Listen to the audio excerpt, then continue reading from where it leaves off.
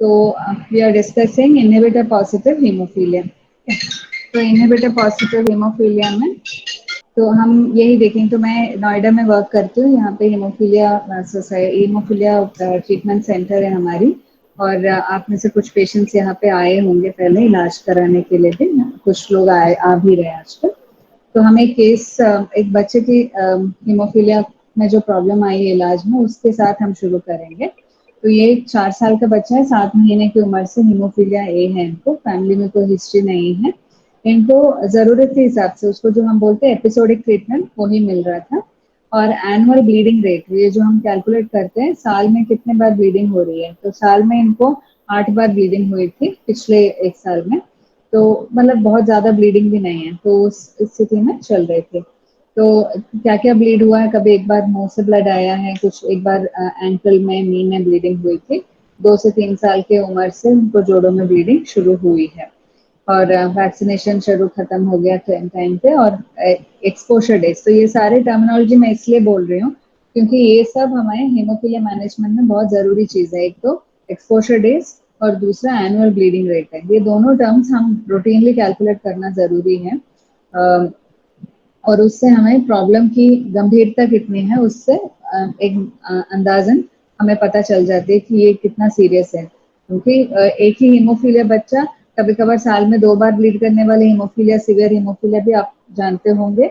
और साल में 15 बार या 20-25 बार ब्लीड होने वाले हीमोफीलिया भी आप जानते होंगे। तो वो हीमोफीलिया जो बच्चा है, जो 2 साल ब्लीड होती है, 2 साल में 2 बार ब्लीडिंग होती है और साल में 20 बार या 25 बार ब्लीडिंग होती है, इनमें बहुत अंतर है मैनेजमेंट में। तो वो हालांकि बीमारी एक ही है, सिवियरिटी एक ही है, पर ब्लीडिंग फ्रीक्वेंसी के ऊपर बहुत सारी डिसीजंस बनती हैं। तो वो हमें पता करना जरूरी है। तो इसलिए ये टर्मिनोलॉजीज हम रखते हैं, ध्यान में रखते हैं। तो ये 2019 सितंबर में जब जोड़ों में ब्लीडिंग लेके आए थे, राइट एंकल में ब्लीडिंग लेके आए थे, हमने नॉर्मल फैक्टर रिप्लेसमेंट दिया था। तो हम जॉइंट ब्लीडिंग के लिए आपको पता होगा 20 से 40% करेक्शन हम देते हैं। तो 20% करेक्शन मतलब 10 IU पर किलो देते हैं। और इस पेशेंट के लिए लगभग 30% करेक्शन मिला था, मतलब 15 IU पर किलो हम करेक्शन दिए थे। तो करेक्शन दिया था, ज्यादातर जॉइंट स्वेलिंग के लिए ये काफी है। 20 to 40% correction more than enough है। और अगले दिन तक आराम नहीं आया। जब थर्ड डे, हम बोलते हैं कि थर्ड डे पेन नहीं कम हुआ तो आपको आना है। तो वो थर्ड डे में जब पेन कम नहीं हुआ था, जब बच्चा आया था, स्वेलिंग वैसे के वैसे लग रहा था। तो मतलब बहुत क्लियर था कि ये जो फैक्टर हमने 2 दिन पहले दिया था वो काम नहीं कर रहा है। तो उसके लिए फिर हमने इनहिबिटर स्क्रीनिंग टेस्ट करा था। तो इनहिबिटर स्क्रीनिंग हम कैसे करते हैं, दुनिया भर में इनहिबिटर स्क्रीनिंग करते हैं एक एपीटीटी मिक्सिंग स्टडी के ऊपर। तो एपीटीटी मिक्सिंग स्टडी में ज्यादातर केसेस में हम एपीटी सैंपल आपका लेते हैं एपीटीटी करने के लिए, एपीटीटी हाई ही आता है। तो उसको हम क्या करते हैं, किसी नॉर्मल प्लाज्मा से जोड़ते हैं। तो जैसे आधा आपका लिया, आधा नॉर्मल प्लाज्मा से मिक्स करते हैं।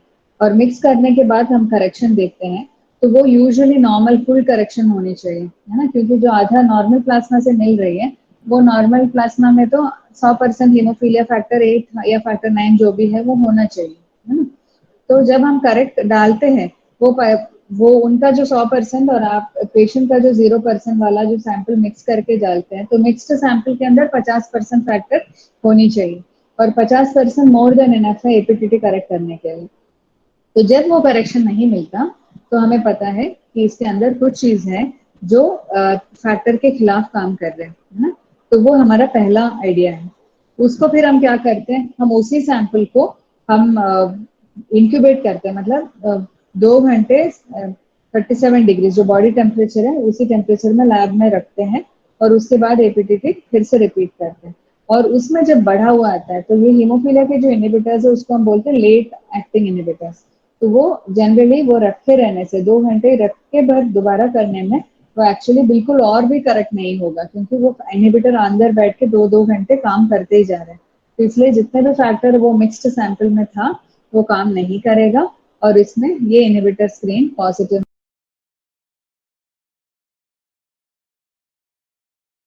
बाद हम स्क्रीन में 2 घंटे रख के जो टेस्ट करते हैं। तो इसलिए जो जितने भी लोग आए होंगे हमारे यहाँ पे, और कहीं पे भी आप इनहिबिटर टेस्टिंग करने के लिए जाते हो, अगर हम आपको रिपोर्ट उसी दिन चाहिए, तो हम जनरली वेट कराते हैं कि 3 घंटे वेट कर लीजिएगा, क्योंकि ये सारे प्रोसेस में टाइम लगते हैं। तो ये स्क्रीन होने के बाद roughly 2.5-3 आवर्स में हमें पता चल जाती है कि इनहिबिटर पॉजिटिव है कि इनहिबिटर नेगेटिव है। और अगर इनहिबिटर पॉजिटिव है तो वो कितना पॉजिटिव है वो देखने की एक जांच होती है बेथेस्डा से, और वो बेथेस्डा से हम एक अलग तरीके से कैलकुलेट करते हैं, या मतलब फैक्टर एसेस जैसे नॉर्मली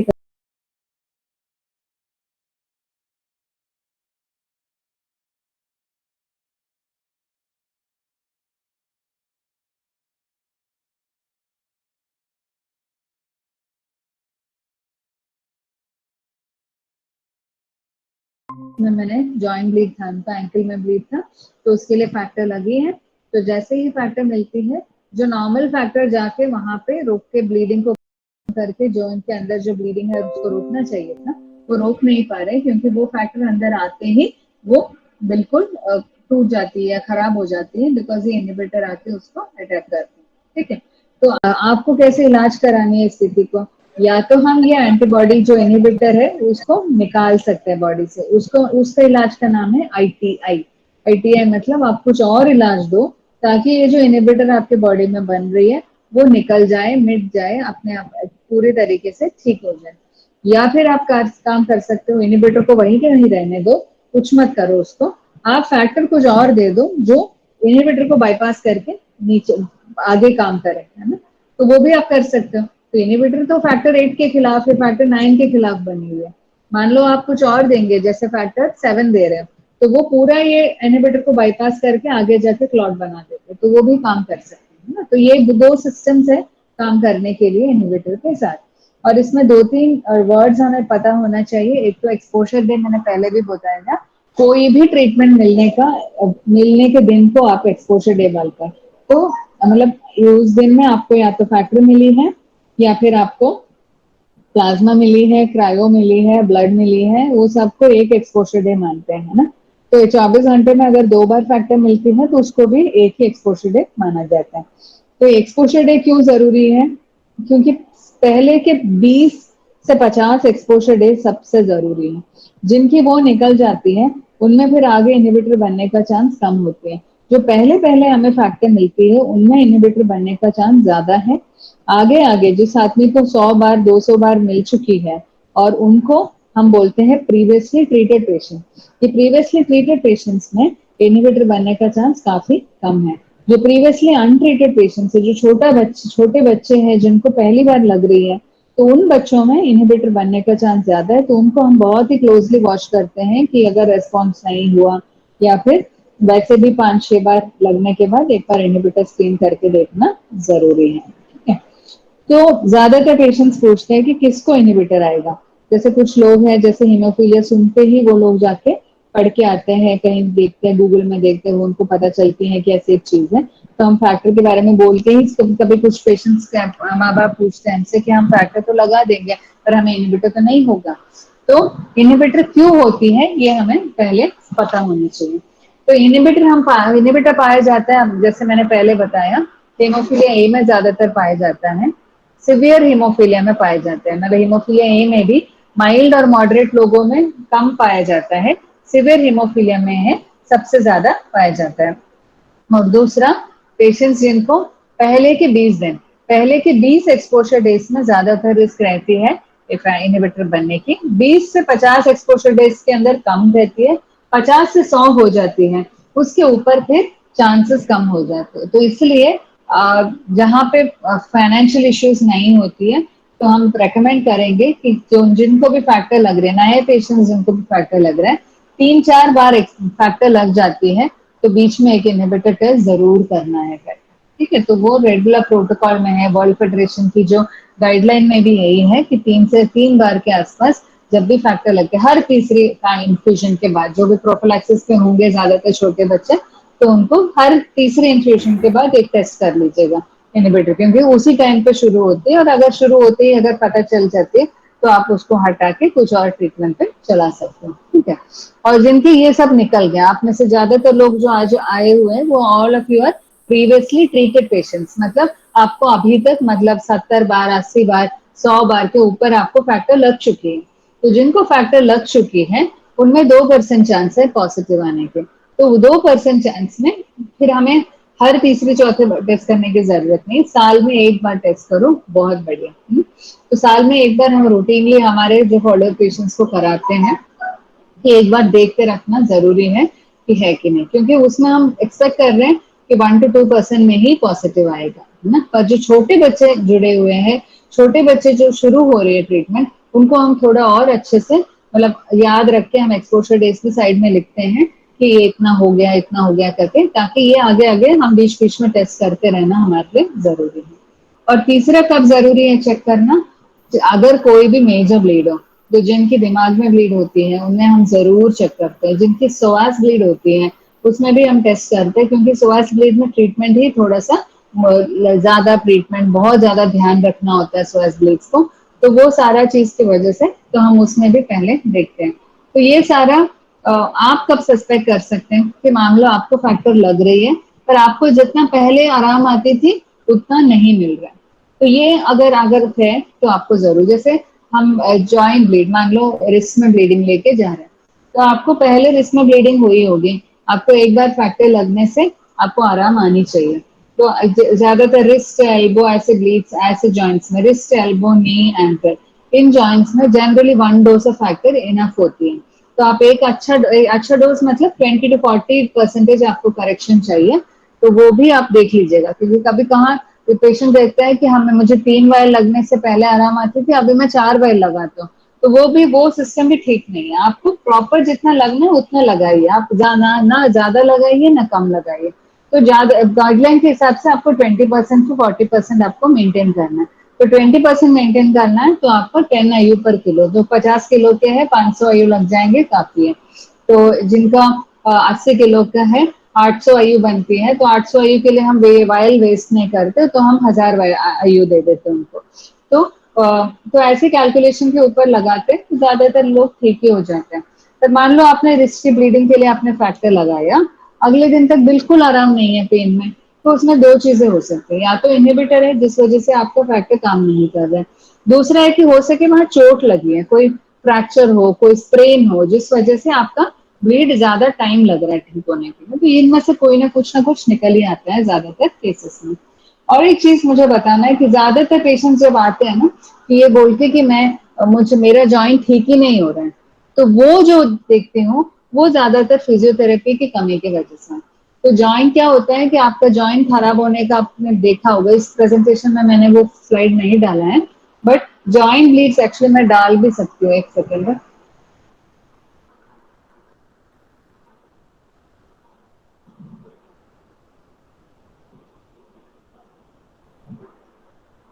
ये बहुत इंपॉर्टेंट पिक्चर है इसलिए ना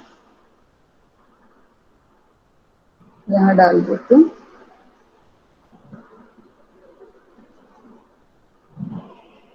या तो पहली बार आपको जब ब्लीडिंग होती है, ये आपका जॉइंट ऐसे होती है, तो हर बार जब फैक्टर ब्लीड होती है तो आपका वहां पे ब्लड निकलती है। ये जो एक मेम्ब्रेन दिख रही है, वो मेम्ब्रेन आपके जॉइंट के अंदर है, उसको हम बोलते हैं साइनोवियम। तो एक बार ब्लीडिंग हुआ तो वो साइनोवियम थोड़ा सूज जाती है, क्योंकि ब्लड एक जॉइंट के अंदर नॉर्मल चीज नहीं है ना?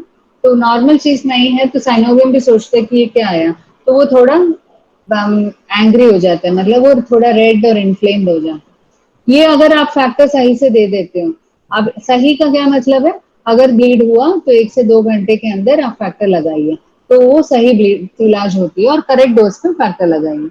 तो जब आप फैक्टर लगती है ये ब्लीडिंग ठीक हो जाएंगी।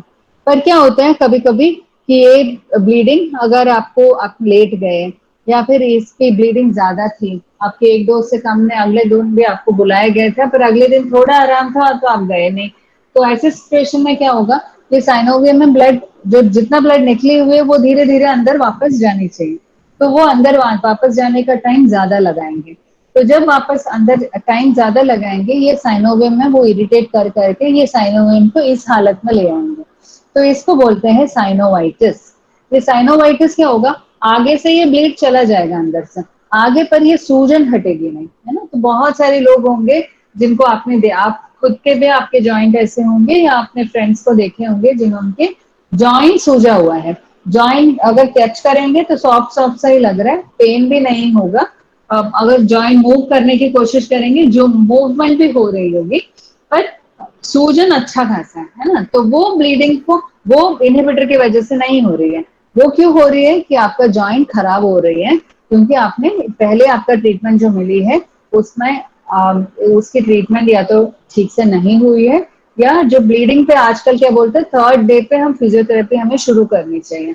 वो थर्ड डे पे शुरू करने वाली चीज आपने पहले कभी शुरू नहीं हुआ हो, तो उस वजह से क्या होगा, वो जॉइंट सूजा रहेगा। और जनरली ब्लीडिंग के साथ क्या होता है, हमारे मान लो इस जॉइंट में ब्लीडिंग है, हम ये जॉइंट हिलाएंगे नहीं एक दो दिन, है ना, तो तीसरे दिन से हमें एक्टिव एक्सरसाइज से शुरू करनी चाहिए। तो जब हम शुरू नहीं कर रहे वो एक्सरसाइज, क्या होगा कि यहाँ के जो मसल्स हैं वो मसल वीक होने लग जाते हैं, वो मसल भूल जाते हैं कि मुझे क्या, क्योंकि आप हिला ही नहीं रहे हो अपना जॉइंट, तो ये मसल ही भूल जाएंगे कि मुझे क्या करना चाहिए।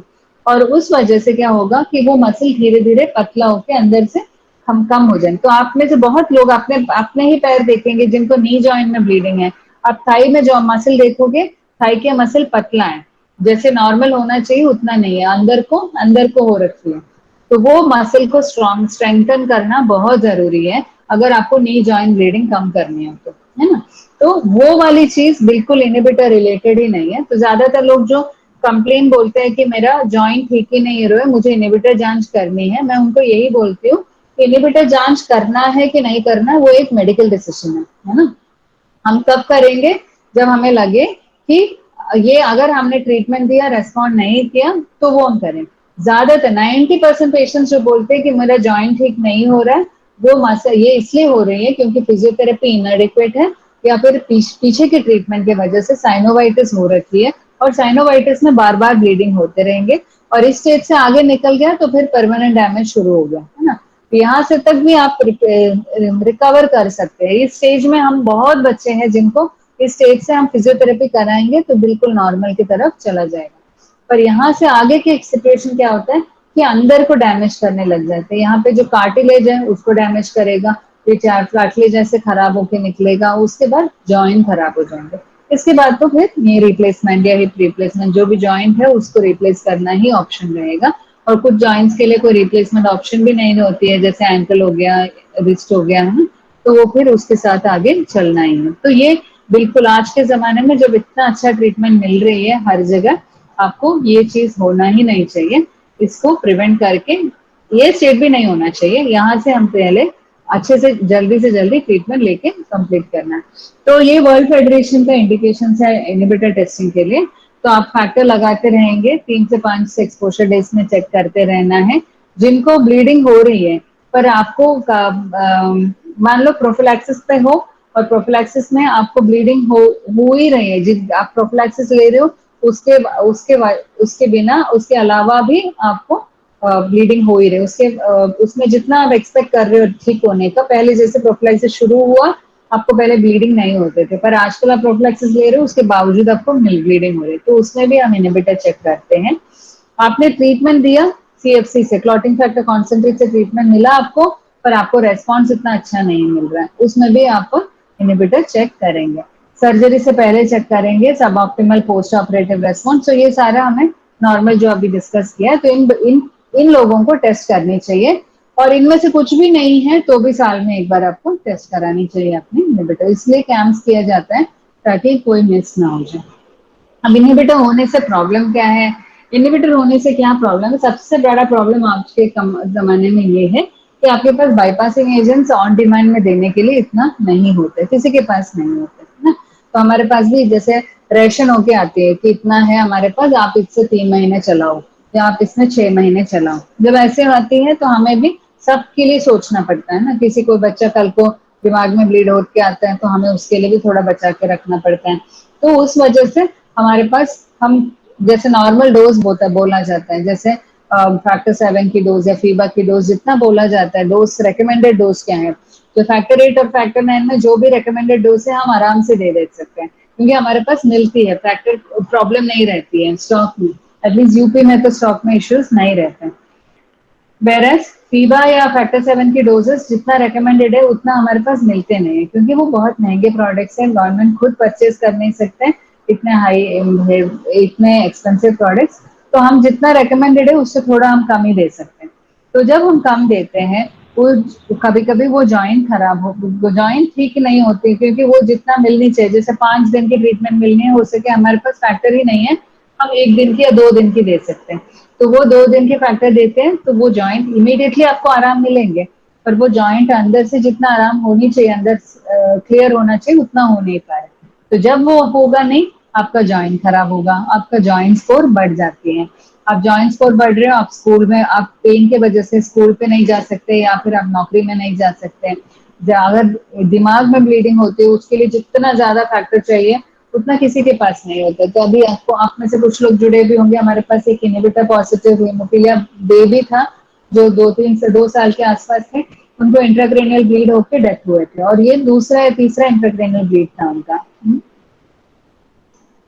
तो मोर्टेलिटी काफी बढ़ जाती है, जो डेथ के रेट काफी बढ़ जाती है अगर ब्लीड होती है। तो मैं जिनको भी हेमोफिलिया इनहिबिटर पॉजिटिव आते हैं, मैं उनको बोलती हूँ कि आपको, आप जितना ध्यान पहले रखते थे उसके 4 गुना ज्यादा अभी रखेंगे, क्योंकि दिमाग में चोट लगना, सर पे चोट लगने का कोई ऑप्शन है, दिमाग में ब्लीडिंग होने का कोई ऑप्शन है, क्योंकि उसके बाद फिर ट्रीटमेंट बहुत मुश्किल हो जाती है।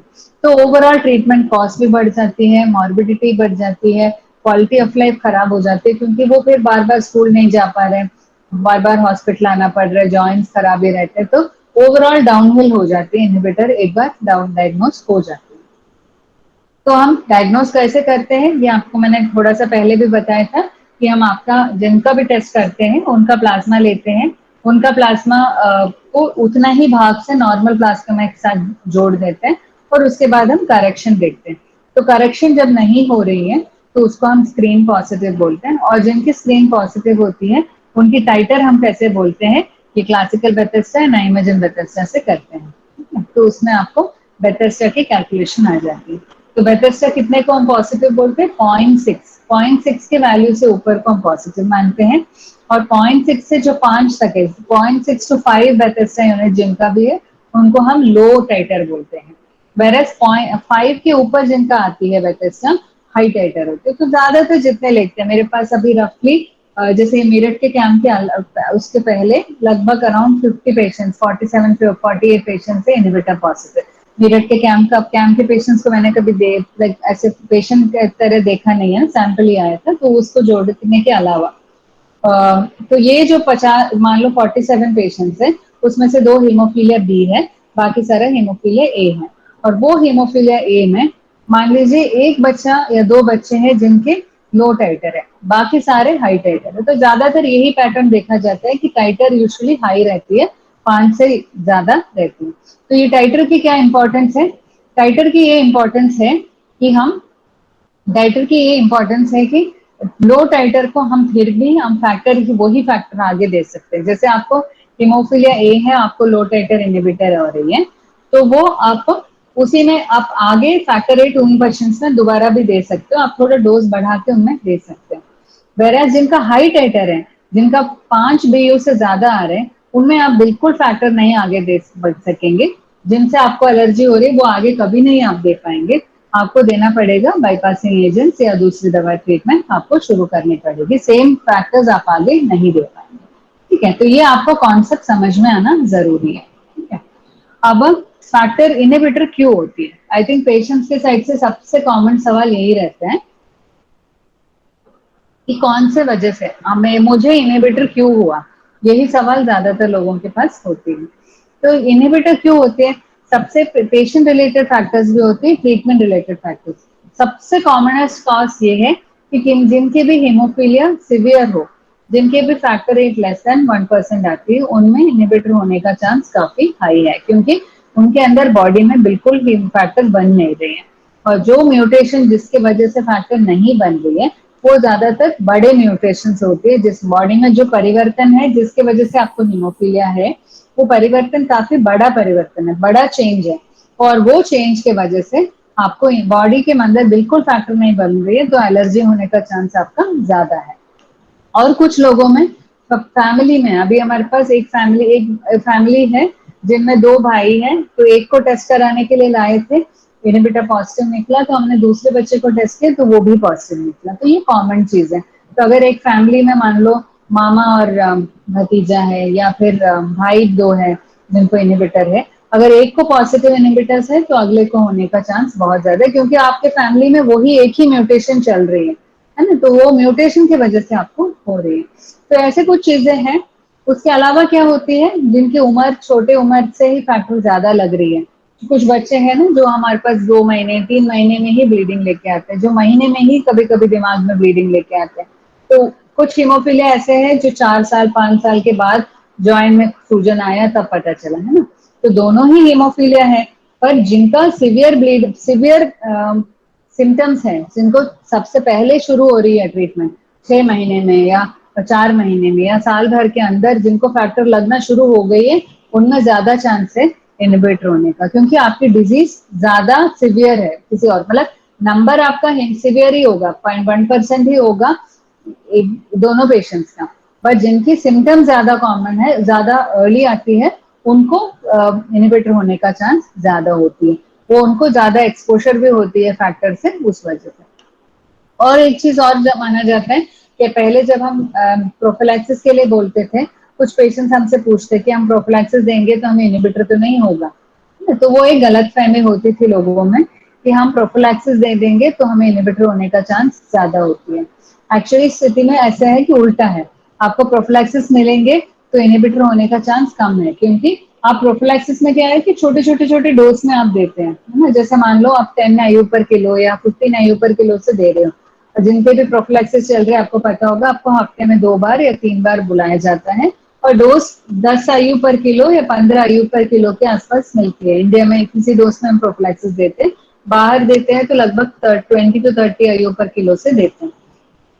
तो ये छोटे डोजेस हैं, अगर आप साल भर के डोज भी कैलकुलेट करेंगे ना, फिर भी आपका डोज कम पड़ेंगे, क्योंकि अगर साल भर में आप इनहिबिटर के, आपको मान लो आपको प्रोफिलैक्सिस नहीं लग रही थी, और मान लो आपको 4 ब्लीडिंग हुआ और उसमें से एक मेजर ब्लीडिंग था, मान लो एक किडनी ब्लीडिंग था और 4 जॉइंट ब्लीडिंग था, तो उसके लिए आपको ट्रीटमेंट में कितना जॉइंट देना पड़ता, उससे काफी कम है आपकी प्रोफिलैक्सिस में जो आपको मिल रही है। तो इसलिए प्रोफिलैक्सिस हमेशा इनहिबिटर के लिए बेहतर है, क्योंकि प्रोफिलैक्सिस में आपका ओवरऑल डोजेस ऑफ फैक्टर कम मिलती है। और चौथी चीज, अगर आपको मेजर इवेंट्स हो रही है लाइफ में, मतलब साल 2 साल के अंदर आपको मान लो दिमाग में ब्लीडिंग हुआ, या फिर आपको कोई बड़ा चोट लगा या सर्जरी होनी पड़ी, है ना। तो मैं एक पेशेंट याद रख आ रही है मुझे, जो अलीगढ़ साइड से आते हैं, उनका यहाँ पे गांठ आई थी, तो हेमोफीलिया से रिलेटेड ही नहीं है, छोटा बेबी है, और वो गांठ इतना बड़ा था, एंटीबायोटिक दिया ठीक नहीं हुआ, तो फिर वो गांठ को निकालना पड़ा सर्जरी करके। तो वो हीमोफीलिया ए है, फैक्टर लगा के सर्जरी हुई, फैक्टर सर्जरी के टाइम पे भी फैक्टर लगी थी, और उसमें कोई ब्लीडिंग वगैरह कुछ नहीं हुआ, पर 6 महीने के अंदर उनको इनहिबिटर हो गया। क्यों इनहिबिटर हुआ? क्योंकि सर्जरी एक मेजर स्ट्रेसफुल इवेंट आपके बॉडी को हुआ, वो स्ट्रेस की वजह से बॉडी में एंटीबॉडी बनने का चांस ज्यादा होती है। किसी किसी को फीवर हाई ग्रेड आती है, उस टाइम पे भी ब्लीडिंग होगा, आपको इनहिबिटर लगना, फैक्टर लगना पड़ता है, तो उसमें भी चांस है कि इनहिबिटर बन सकती है। तो ये सारा वजह होती है इनहिबिटर बनने के लिए। और फिर बहुत स्टडीज हुई थी बीच में कि रिकॉम्बिनेंट लगाने से इनहिबिटर होगा, या फिर आपको रिकॉम्बिनेंट होने की वजह से इनहिबिटर होगा, या फिर आपके प्लाज्मा डेराइव से इनहिबिटर होगा, तो उसके बारे में भी आपको बताती है। तो जैसे मैंने बोला, जेनेटिक कॉजेस सबसे ज्यादा होती है ट्रीटमेंट में। अगर आपको फर्स्ट बार इन्फ्यूजन 6 महीने से पहले, 6 महीने की उम्र के अंदर आपको लगी है, तो आपका अच्छा चांस है। ऐसे कोई बच्चा है जो 2 4 महीने 5 महीने में आपको फैक्टर लग रही है, मतलब वो बीमारी का सिवियरिटी ज्यादा है उनको, उनमें इनहिबिटर होने का चांस ज्यादा है। आपको सर्जरी हो रही है, आपको प्रोफिलैक्सिस नहीं मिल रही है, ऐसी चीजों में भी आपका चांसेस ज्यादा है। ठीक है, तो इसलिए हम जनरली पहले भी एक चीज करते थे ना, ज्यादातर आप लोग जानते होंगे, कि जो बच्चे के जो टीकाकरण होते हैं, तो टीकाकरण के टाइम पे आजकल हम फैक्टर लगाने के लिए नहीं बोलते हैं, हम बोलते हैं अगर आप प्रोफिलैक्सिस पे हो तो प्रोफिलैक्सिस लगा लो, 1 2 दिन के बाद आके वैक्सीनेशन अपना लगा लेना। अगर आप ऑन डिमांड ले रहे हो तो उसके लिए आपको फैक्टर लग रही है, आपको वैक्सीनेशन लग रही है, उसकी वजह से आपको फैक्टर लगाने की जरूरत नहीं है। अगर ब्लीडिंग कुछ होता है तो तब देखेंगे, ज्यादा तो छोटे सुई से लगाइए, बर्फ लगाइए, उससे ठीक हो जाएंगे उसको, उसके लिए आपको फैक्टर अलग से लगाने की जरूरत नहीं है। तो जिन बच्चों की वैक्सीनेशन और फैक्टर साथ साथ जिनको लगेंगे, उनमें थोड़ा चांस ज्यादा है कि आपको इनहिबिटर बन सकते हो। तो ये चीजें हैं, और ये भी मैंने आपको बताया, जिनको प्रोफिलैक्सिस में मिलती है उनका चांसेस ऑफ इनहिबिटर कम रहती है, जिनको ऑन डिमांड फैक्टर मिलती है उनमें ज्यादा डोज लगते हैं। साल भर के अगर आप टोटल कैलकुलेट करेंगे तो जो ऑन डिमांड है उनका चांस, उनका फैक्टर का डोज काफी ज्यादा होगा और उनमें आपको इनहिबिटर मिलेंगे। और ये एक स्टडी था जिन्होंने काफी देशों से किया था कुछ साल पहले, सिपेट करके। उसमें उन्होंने देखा कि रिकॉम्बिनेंट से इनहिबिटर बनेगी ज्यादा कि प्लाज्मा रिलेज से बनेगी। तो ये स्टडी में तो रिकॉम्बिनेंट में ही ज्यादा आया था इनहिबिटर आने का चांस, बट फिर वो स्टडी को ही कुछ प्रॉब्लम्स थी कि वो हर देश में अलग अलग फैक्टर लगा रहे थे, अलग अलग कंपनी के फैक्टर लगा रहे थे, अलग अलग डोज में लगा रहे थे। तो फिर वो स्टडी का रिजल्ट्स को इतना हम आगे चेक नहीं कर रहे हैं, क्योंकि रिकॉम्बिनेंट ज्यादा सेफ प्रोडक्ट है, हम अभी भी रिकॉम्बिनेंट ही रेकमेंड कर रहे हैं। तो मान लो आपके ऐसे जॉइंट में प्रॉब्लम था, आपको वीक से आराम नहीं मिल रही थी और इस वजह से हमने आपका टेस्ट करा, किसी ने आपने इनहिबिटर जांच कराया, स्क्रीन पॉजिटिव आया, फिर बेथेस्डा टाइटर कराया और बेथेस्डा पॉजिटिव आया। मान लीजिए बेथेस्डा अभी इसमें 6 बीयू आ गया या 12 बीयू आ गया, सोच लीजिए, है ना। तो आगे ऐसे क्या करना है, तो दो चीजें, एक तो अगर छोटा डोज आती है, छोटा टाइटर आती है, जैसे मान लो 1 बीयू आते हैं, तो 5 बीयू से जिनका भी कम आ रही है उनको हम वही फैक्टर हायर डोज में लगा सकते हैं। तो जो बच्चे हमारे पास है जिनका हाई टाइटर नहीं है, लो टाइटर है, उनको मान लो अगर 15 किलो का बच्चा, मैं वैसे एक वायल देती फैक्टर 250 आईयू देती उनको, तो मैं इस बार हो सके मैं दो वायल पूरा दूं, 500 आईयू दूं, ताकि वो जो जॉइंट थोड़ा फैक्टर बढ़ा के देने से उनकी इनहिबिटर नाकाम हो जाएंगे, क्योंकि बहुत कम है इनके अंदर इनहिबिटर। तो उसी में डोज बढ़ा के फैक्टर देने से वो काम चल जाती है। पर वो उन्हीं बच्चों में है, उन्हीं पेशेंट्स में है जिनका बीयू 5 से नीचे हो। जिनका बीयू ज्यादा होती है तो आपको बाईपासिंग एजेंट की जरूरत होती है। और हाई टाइटर में आपके पास आज के जमाने में 3 ही ऑप्शन है। एक तो आप बाईपासिंग एजेंट लीजिए, चाहे आपके पास कीबा हो, फैक्टर 7 हो, या आप आईटीए करा के अपना फैक्टर अंदर से आप अपना इनहिबिटर मिटाइए, या फिर तीसरा आपके पास एमिसुसमाब करके एक ऑप्शन है, ये हम दे सकते हैं। और यही आजकल किसी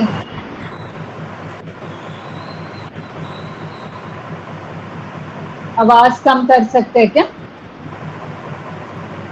जी मैम, आवाज आ रही है काफी। मैं देख नहीं, आपका नहीं है, कोई और है। मुझे अभी अभी आवाज आ रही है अभी मेरी? हो गया। हाँ जी, हाँ हाँ जी। हाँ, थैंक यू। हाँ, तो आज के जमाने में किसी को भी इनहिबिटर पॉजिटिविटी है तो पहले वो बोलते कि आईटीआई कराइए। अगर आईटीआई करने का आपके पास ऑप्शन नहीं है तो आप बाईपासिंग एजेंट्स प्रोफिलैक्सिस पे डाल दीजिए या फिर एमिसुसमाब ट्राई करिए। यही 3 ऑप्शंस है इंडिया में भी इसमें ऑप्शंस अभी देखा जा रहा है, पर यही ऑप्शंस है, वर्ल्ड फेडरेशन के गाइडलाइन में भी ये है।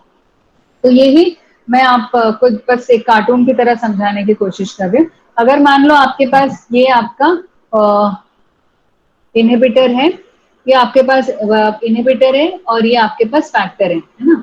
तो अगर ये फैक्टर है ना, तो आपके पास इनहिबिटर जब है, अगर आपके पास इनहिबिटर कम है तो आप क्या कर सकते हैं, आप डोज थोड़ा बढ़ा के देंगे, फैक्टर वही फैक्टर आपका काम करेंगे, वो फैक्टर आएंगे, इनहिबिटर को नजरअंदाज करके वो आगे जाके ब्लीडिंग को रोक देगा।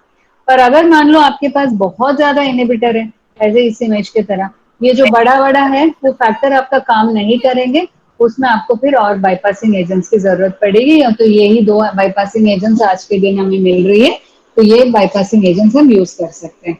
तो ये डोज जो रिकमेंडेड डोज है, जो फैक्टर 7 के रिकमेंडेड डोज होती है 90 माइक्रोग्राम पर किलो।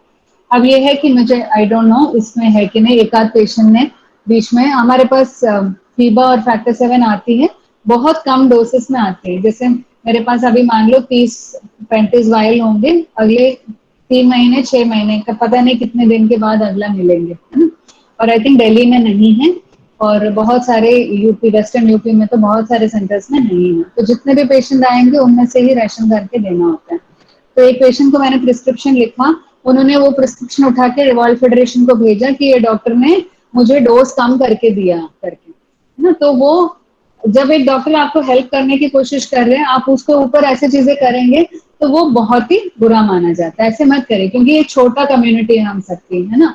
आप जो भी बोलेंगे मुझे पता है कि आप आगे 10 लोगों से आप राय लेंगे, तो मैं भी उस हिसाब से ही बोलती हूँ, है ना। और जैसे अगर आप आगे कुछ बोलते हैं तो भी उल्टा वो घूम के मेरे पास वापस आ जाएगी, है ना। तो ऐसी चीजें मत करिए। डॉक्टर आपके लिए हमेशा भला सोच के ही लिख रहे हैं, है ना। पर मेरे पास अगर 300 लोग जुड़े हुए, तो मैं 300 लोगों की 300 लोग भी मेरे बच्चों की तरह ही है ना। अगर मेरे पास इतना है तो मुझे उसी से डिवाइड करके सबके लिए देना होगा, है ना? तो जब भी रिकमेंडेड डोज वेस्टर्न डेटा में आपको गूगल करेंगे तो आपको बहुत बड़े बड़े नंबर्स मिलेंगे, पर वो नंबर्स हमेशा प्रैक्टिकल नहीं होता हमारे पास देने के लिए। तो 90 माइक्रोग्राम पर किलो है अडल्ट डोज। मान लीजिए अगर 90 माइक्रोग्राम से हम कैलकुलेट करते हैं, 50 किलो का आदमी है ना। तो 50 किलो के आदमी को 50 × 90 करेंगे तो कितना आएगा, 4500। तो 4500 माइक्रोग्राम का मतलब है 4.5 mg, है ना। तो 4.5 mg में ये वाला जो NO7 है, 4.5 mg लगाने के लिए उतना फैक्टर किसी के पास नहीं रहता है ना। हमारे पास अभी शायद 3 वायल फैक्टर 7 पड़े हुए अगले 3 महीने खत्म करने के, तो वो भी उसमें 1 mg भी लगाएंगे हम, अगर किसी को दिमाग में ब्लीडिंग है तो ही, है ना। तो उतने रेशन करके काम करना पड़ता है। अगर फैक्टर होती है तो देने में क्या प्रॉब्लम है ना। तो वो आपको सोचनी चाहिए और ब्लीड से बच के रखना चाहिए और फिजियोथेरेपी करना चाहिए। और ये अगर ब्लीड होती है तो उसको जल्द से जल्द इलाज लीजिएगा। जो भी लोग आते हैं वो लेट आते हैं, जॉइंट खराब होती है, वो काफी ऐसे घूमने से ही हो रहा है, या 4 दिन घर बैठे रहा, 10 दिन देखेंगे बर्फ लगा के ट्राई करने से, या 2 बार और फैक्टर 8 भी लगा के देखेंगे, उन्हीं लोगों को ज्यादा खराब हो रही है प्रॉब्लम। जो जल्दी आते हैं, शुरुआत में आते हैं, हम लगा सकते हैं। हम अगर लगा भी नहीं सकते तो हम चीजें बता सकते हैं कि आपके ब्लीडिंग कैसे कम हो सकते हैं। तो वो डोज के ऊपर मत जाइएगा, क्योंकि डोज एक आइडियल सिचुएशन के लिए होती है, और हमारे लाइफ में बहुत सारी चीजें आइडियल नहीं होती है क्योंकि हमारे पास मिलती नहीं। अगर मिल रही है, जैसे फैक्टर 8 9 मिलती है आराम से, तो उसमें कोई दिक्कत नहीं है। जिस डोज से रिकमेंडेड है उसी डोज में दे सकते हैं। और फीबा की डोज है 60 to 100 IU पर kg 2 times a day। तो आप 50 किलो के हैं तो आपका 50 × 100 देख लीजिएगा, तो उतना आप लगा सकते हैं, है ना। तो 50 किलो 75 से भी आप लगाएंगे तो आपको 3500 के आसपास आयु लगनी चाहिए। तो एक वायल 500 की होती है, लगभग 6 वाइल्स दिन में लग सकती है, ठीक है। तो ये डोज में लगा सकते हैं। अगर बहुत ज्यादा बड़े ब्लीडिंग होती है तो हम लगाने की कोशिश करते हैं, पर ये भी बहुत लिमिटेड सप्लाई में होती है, तो हमें रेशन करके यूज करना चाहिए। मान लो आपके पास दोनों दवाई है, तो डॉक्टर कैसे सोचते हैं कि वो ब्लीड के लिए कितना जरूरी है। अगर छोटे मोटे ब्लीड है, जो जॉइंट ब्लीड है, या फिर आपका एक डोज से ठीक होकर चलने वाली ब्लीड है, हम उसमें जनरली फैक्टर 7 प्रेफर करते हैं कि मान लो वो लगाएंगे चले जाएंगे, है ना, इमीडिएट एक्शन हो जाएगी, रेस्पॉन्स आ जाएगी, पेशेंट चले जाता है। पर मान लो पेशेंट एडमिट आईसी ब्लीड है, या मान लो सोआस ब्लीड है जिसके लिए एडमिट करके हमें लॉन्ग लॉन्ग एक्शन चाहिए, तो उसमें अगर फीबा है तो हम फीबा प्रेफर करेंगे, नहीं है तो फैक्टर 7 को 4 घंटे में एक बार या 6 घंटे में एक बार लगाने की कोशिश करेंगे।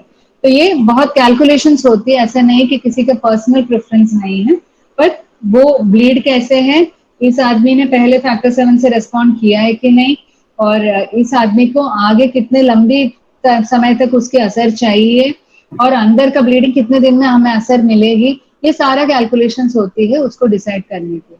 और कभी कभी इवन वर्ल्ड फेडरेशन को पता है कि हमारे पास फैक्टर कम रहती है, तो उन्होंने एक सीक्वेंशियल यूज भी बताते हैं कि आप दोनों मिलके यूज कर लो। आप सुबह शाम आप फीबा लगाइए, दिन में 2 3 बार बीच में फैक्टर 7 लगाइए, तो वो वाला सिचुएशन भी हम कर सकते हैं। तो ऐसे भी हमने कोशिश करते हैं, ऐसे भी जब दोनों मिलती है तो इसको भी दोनों को यूज करके थोड़ा दोनों की डोज कम कराने की कोशिश हम जरूर करते हैं। तो ये हो गया, 2 चीजें हमने अभी तक डिस्कस किया। ये तो लो टाइटर है तो हम फैक्टर हाई डोज में दे सकते हैं। दूसरा हाई टाइटर है तो हम फीबा ऑन डिमांड दे सकते हैं।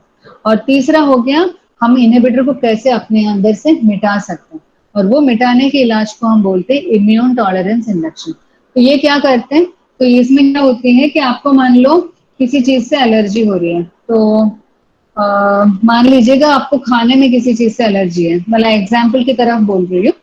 तो अगर मान लीजिए आपको अंडे से एलर्जी हो रही है, तो अगर आपने एक बार अंडा खाया, आपके पूरे बदन में शरीर में सूजन आ गई या खुजली आ गई, है ना, तो आगे तो आपको अंडा लेना नहीं चाहिए।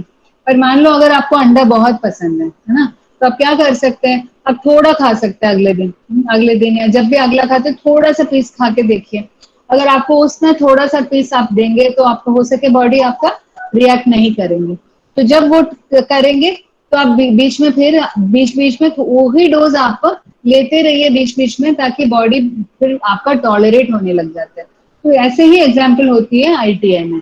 आईटीआई में क्या होती है कि आपको फैक्टर 8 या फैक्टर 9 से एलर्जी है, तो क्या करेंगे, हम फैक्टर 8 रोज देंगे बच्चे को, तो असर तो नहीं करेगा वो अंदर जाके, क्योंकि अंदर जाते ही इनहिबिटर उसको मार देंगे। पर वो रोज जब आप फैक्टर 8 देंगे तो क्या होगा, बार बार जब फैक्टर 8 मिलते इनहिबिटर भी सोचेंगे कि क्या बात होगी, ये तो मैं तो सोचा एक नई चीज के लिए मैं इनहिबिटर बना के बैठा हूँ, पर ये तो मुझे डेली मिल रहा है ना, जब मुझे डेली मिल रहा है मैं इसके खिलाफ क्यों लड़ू, है ना। तो ऐसे धीरे धीरे धीरे इनहिबिटर भी थक जाएंगे और 6 महीने में, साल भर में, कभी 18 महीने में धीरे धीरे इनहिबिटर बंद हो जाएंगे अंदर। तो उसी ट्रीटमेंट को आईटीआई बोलते हैं। उसके अलग अलग प्रोटोकॉल्स होती है। इंडिया में जो हम प्रोटोकॉल फॉलो करते हैं हम उसमें 50 IU से शुरू करते हैं। 50 IU दिन में ऑल्टरनेट डेट पे शुरू करते हैं। 50 IU पर किलो, तो 50 किलो के एक आदमी है तो 2500 IU हफ्ते में 3 बार, 6 महीने। आप इमेजिन करिए उतना भी फैक्टर लगाने के लिए कभी कभी मुश्किल हो जाती है मिलने के लिए। तो कुछ बच्चे जिनके फैक्टर इनहिबिटर पॉजिटिव है उनके माँ बाप को भी पता होगा कि मैं कैलकुलेट करके देखती हूँ कि हमें इतना फैक्टर चाहिए अगले 6 महीने के लिए, हम कहीं ना कहीं से अरेंज करेंगे तो हम जरूर आईटीआई शुरू कर सकते हैं। पर जनरली उतना भी अरेंज होना मुश्किल हो जाती है। तो यूजुअली आईटीआई रिसर्च बेसिस में हो सकते हैं। कहीं कहीं कंपनी कोई नया प्रोडक्ट लॉन्च कर रहे हैं तो बोलेंगे हम आपके पास 100 वाइल दे देते हैं, तो वो ऐसे वाले रिसर्च प्रोजेक्ट्स में हम उसी 100 वाइल को यूज करके इसका इलाज कर सकते हैं। पर जनरली नॉर्मल किसी के लिए अरेंज करना या कोई गवर्नमेंट के लिए अरेंज करना, मैं इनको बोलूँ यूपी गवर्नमेंट को बोलूँ कि हमें एक बच्चे के लिए 2000 वाइल्स आप अलग कर दीजिए, वो किसी भी गवर्नमेंट के लिए मुश्किल होगा, क्योंकि उसी से बाकी सबकी इलाज करनी है ना। तो इसलिए आईटीआई बहुत अच्छा इलाज है, रेस्पॉन्स में आ जाती है। ज्यादातर 60-70% लोगों में रेस्पॉन्स भी आ जाती है। तो रेस्पॉन्स हम कब बोलते हैं, हम धीरे धीरे इनहिबिटर टाइटर पहले थोड़ा बढ़ेगा, फिर घटना शुरू हो जाएंगे, फिर जीरो हो जाएंगे। तो जब जीरो हो जाएंगे तब हम उनको दोबारा से टेस्ट करके देखेंगे, और टेस्ट करेंगे आपके पास इनहिबिटर नहीं है, फिर अपने फैक्टर 8 देख के भी हम कोशिश करेंगे। तो फैक्टर 8 दोबारा देख के हम देखेंगे फिर से इनहिबिटर तो नहीं बन रहा, और जो फैक्टर 8 बन रही है वो अंदर काम कर रहा है। ये सारा टेस्टिंग होती है, रिकवरी स्टडीज बोलते हैं। तो ये सारा टेस्ट करके फिर हम बोलते हैं कि चलो ये रेस्पॉन्ड कर गया आईटीआई से, ये बहुत अच्छा, आगे आप फैक्टर 8 लगा सकते हो करके। तो ये परमानेंट इलाज है, अच्छी इलाज है, पर वही है कि कभी कभी प्रैक्टिकल नहीं होता इंडियन सिनेरियो में, तो कुछ जगहों पे रिसर्च बेसिस में जरूर हो रही है। फैक्टर 8 के लिए ये सब बोला मैंने। बी में क्या होता है, फैक्टर 9 में क्या होता है, इसमें भी इनहिबिटर बनती है, कम बनती है, पर इसमें क्या है कि आप फीबर नहीं दे सकते। तो अगर फैक्टर 9 के साथ अगर आपको इनहिबिटर होती है तो वो आप खाली फैक्टर 7 से ही इलाज कर सकते हैं, पहली चीज। दूसरा, आईटीआई भी उसमें काम नहीं करेगा। आईटीआई के रेस्पॉन्स भी बहुत कम होती है, और आईटीआई करने से किसी किसी को किडनी में भी प्रॉब्लम आ सकती है। तो इसलिए फैक्टर 9 विद इनहिबिटर है, बहुत रेयर है। जैसे मैंने बोला अभी लगभग 50 पेशेंट्स है, उसमें खाली 2 बच्चे हैं जिनको 9 विद इनहिबिटर है। तो 9 विद इनहिबिटर है, generally factor 7 is the only thing will work, बाकी और कोई इलाज उसमें होती नहीं है।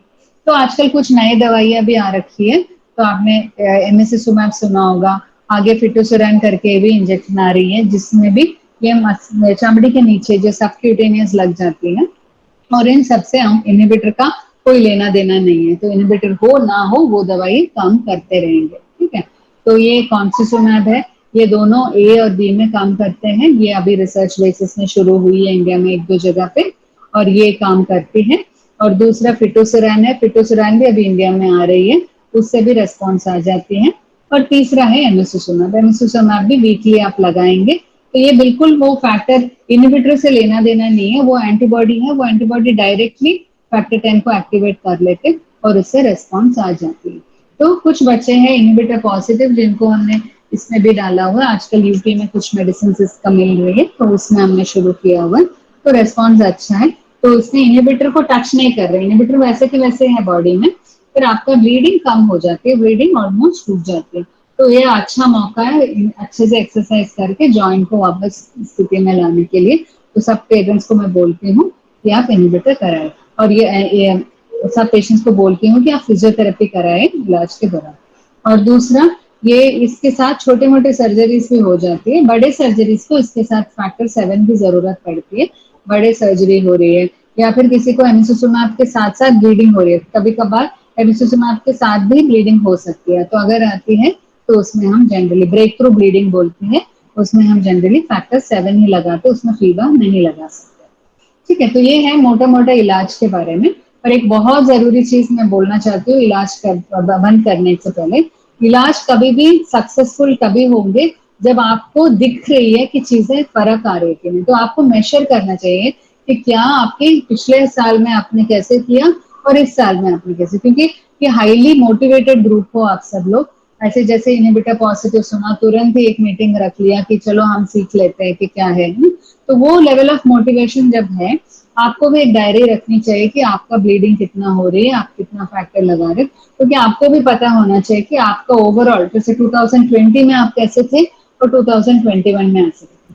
और हम लोग अपने साइड से क्या मेजर करते हैं, हम जॉइंट स्कोर्स मेजर करते हैं, फंक्शनल एक्टिविटी मेजर करते हैं और क्वालिटी ऑफ लाइफ मेजर करते हैं। तो ये तीनों चीज कुछ लोग जैसे हमारे पास आए होंगे, उन्होंने देखा होगा कि हम कुछ फॉर्म्स भरवाते हैं यही देखने के लिए कि एक ही बच्चा जो 2019 में मान लो सीढ़ी चढ़ सकता था, अब 2021 में ओके वो सीढ़ी नहीं चढ़ रहा है, तो वो बुरी बात हो गई है ना। तो उसका मतलब है हमें जॉइंट में हमें और फोकस करनी चाहिए, ताकि वो जॉइंट में जो भी प्रॉब्लम है जिस वजह से ये सीढ़ी नहीं चढ़ पा रहा है, वो हमें उसको ठीक करना जरूरी है। तो वो एक्टिविटी लिस्ट बहुत जरूरी है कि हम क्या कर सकते हैं, हम क्या नहीं कर सकते। तो ओवरऑल कोई भी कॉम्प्रिहेंसिव ट्रीटमेंट सेंटर के लिए ये रिकमेंडेशन है कि हम ऐसे स्कोर्स को भी साथ लेके चलें।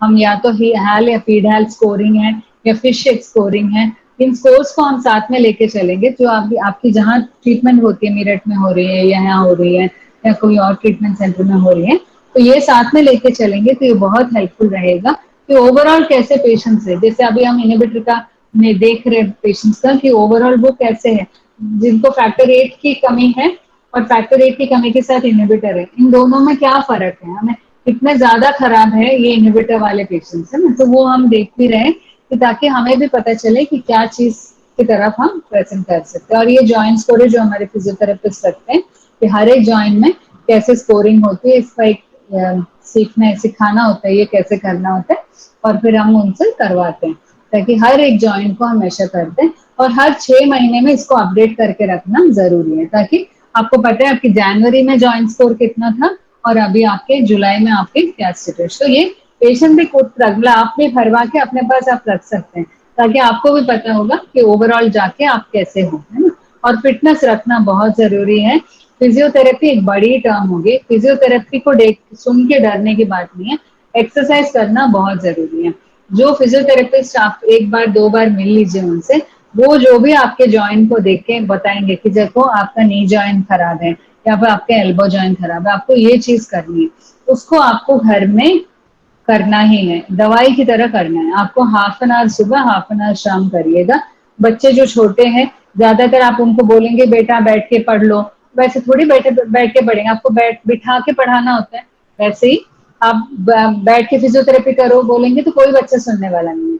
आपको साथ में बैठ के, मैं मदर्स को बोलती हूँ कि आप साथ में आधा घंटा बिताइए इनके, कि आप साथ में बैठ के दोनों मिलके करिए, आप भी करो उनको भी करने दो, तो वो आप करते रहेंगे तो आपके जॉइंट में काफी असर आएंगे। और जॉइंट्स की फोटो खींच के रखो ताकि आपको पता चलेंगे कि 3 महीने पहले कैसा था अभी कैसा।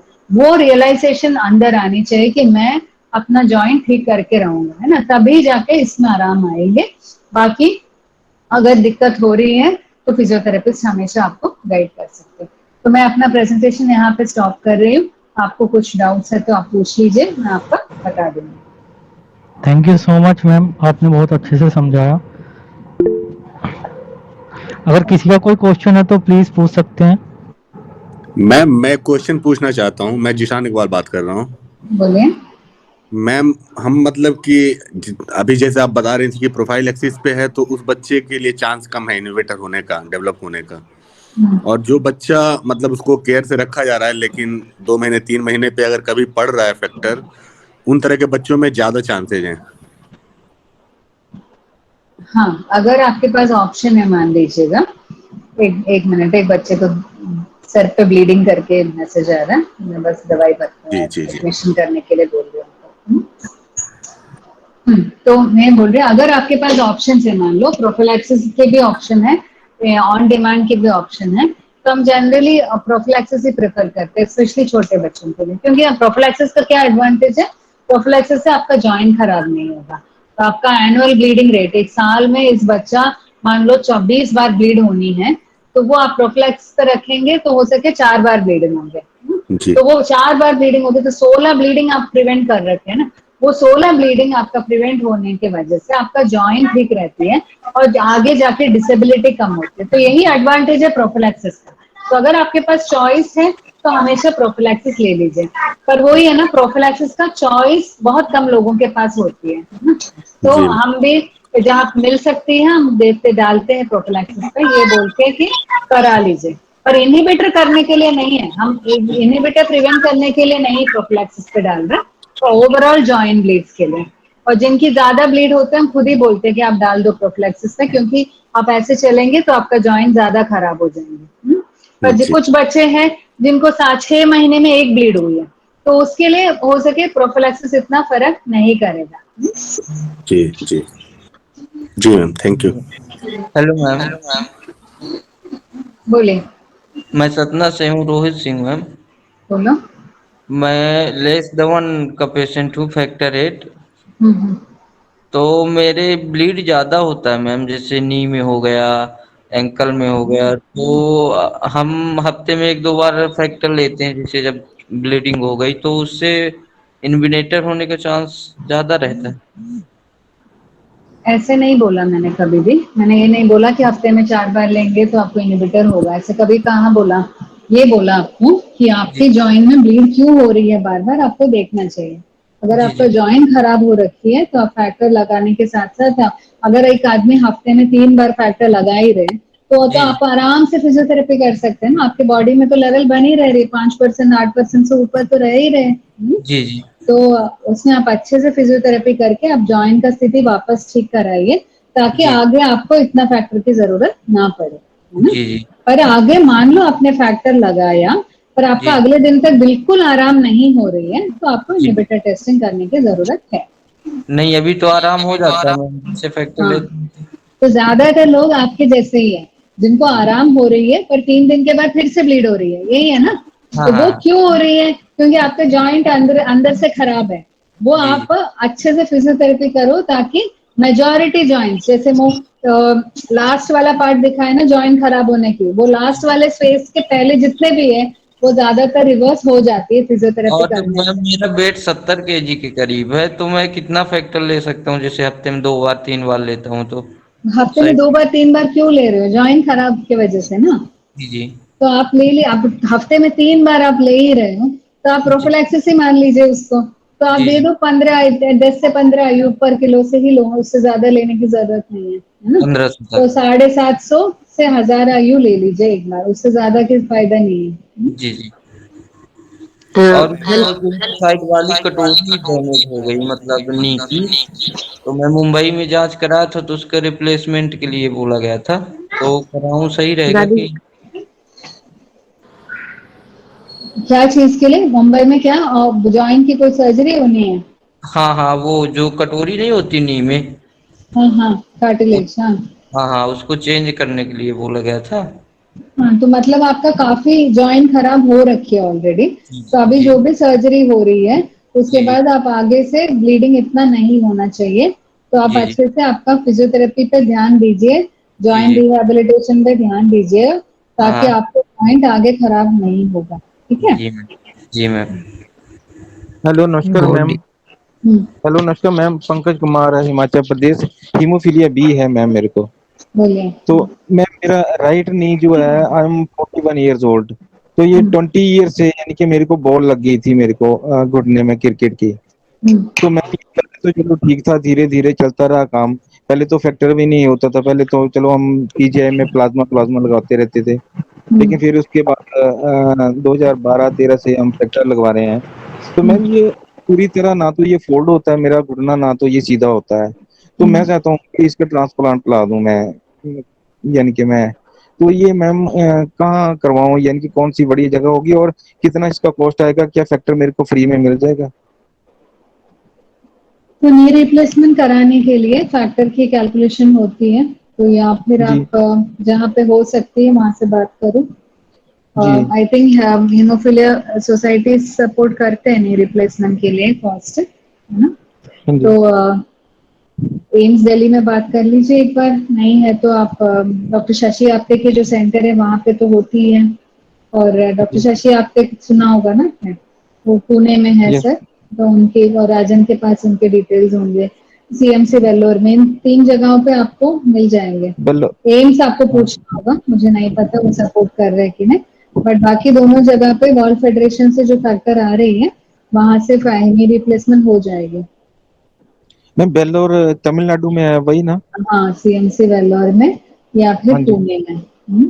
इससे मैं ये यानी कि बिल्कुल ठीक हो जाएगा, कोई यानी कि हीमोफीलिया हो तो प्रॉब्लम तो नहीं कोई, जैसे कि कोई जैसे ऐसी प्रॉब्लम आ जाती है कि ब्लीडिंग नहीं देखो रुकेगी यार, ये ऐसे थोड़ा। नहीं है, हाँ ऑब्वियसली जो कर रहे हैं डॉक्टर ऐसी जगह पे बोल रही हूँ ना जहाँ पे हेमेटोलॉजी के डॉक्टर भी है और हाँ ऑर्थो के डॉक्टर है, वो बार बार नी रिप्लेसमेंट करके उनका एक्सपीरियंस भी है ना, ऐसी जगह बोल रही हूँ मैं आपको।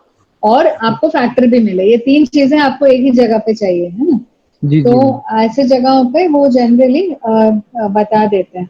वो सारा आपको प्लान बनाएंगे, सर्जरी का डेट देंगे, पहले फैक्टर कितना लगना है, इनहिबिटर की जांचें सब करके प्रोटोकॉल के हिसाब से चलती है। पर काफी वेटिंग लिस्ट होती है, आप जाके मिल के हाँ आइए, फिर उसके बाद फिर आपको अगला हो सके 3 महीने के बाद, 6 महीने के बाद की डेट मिलेंगे।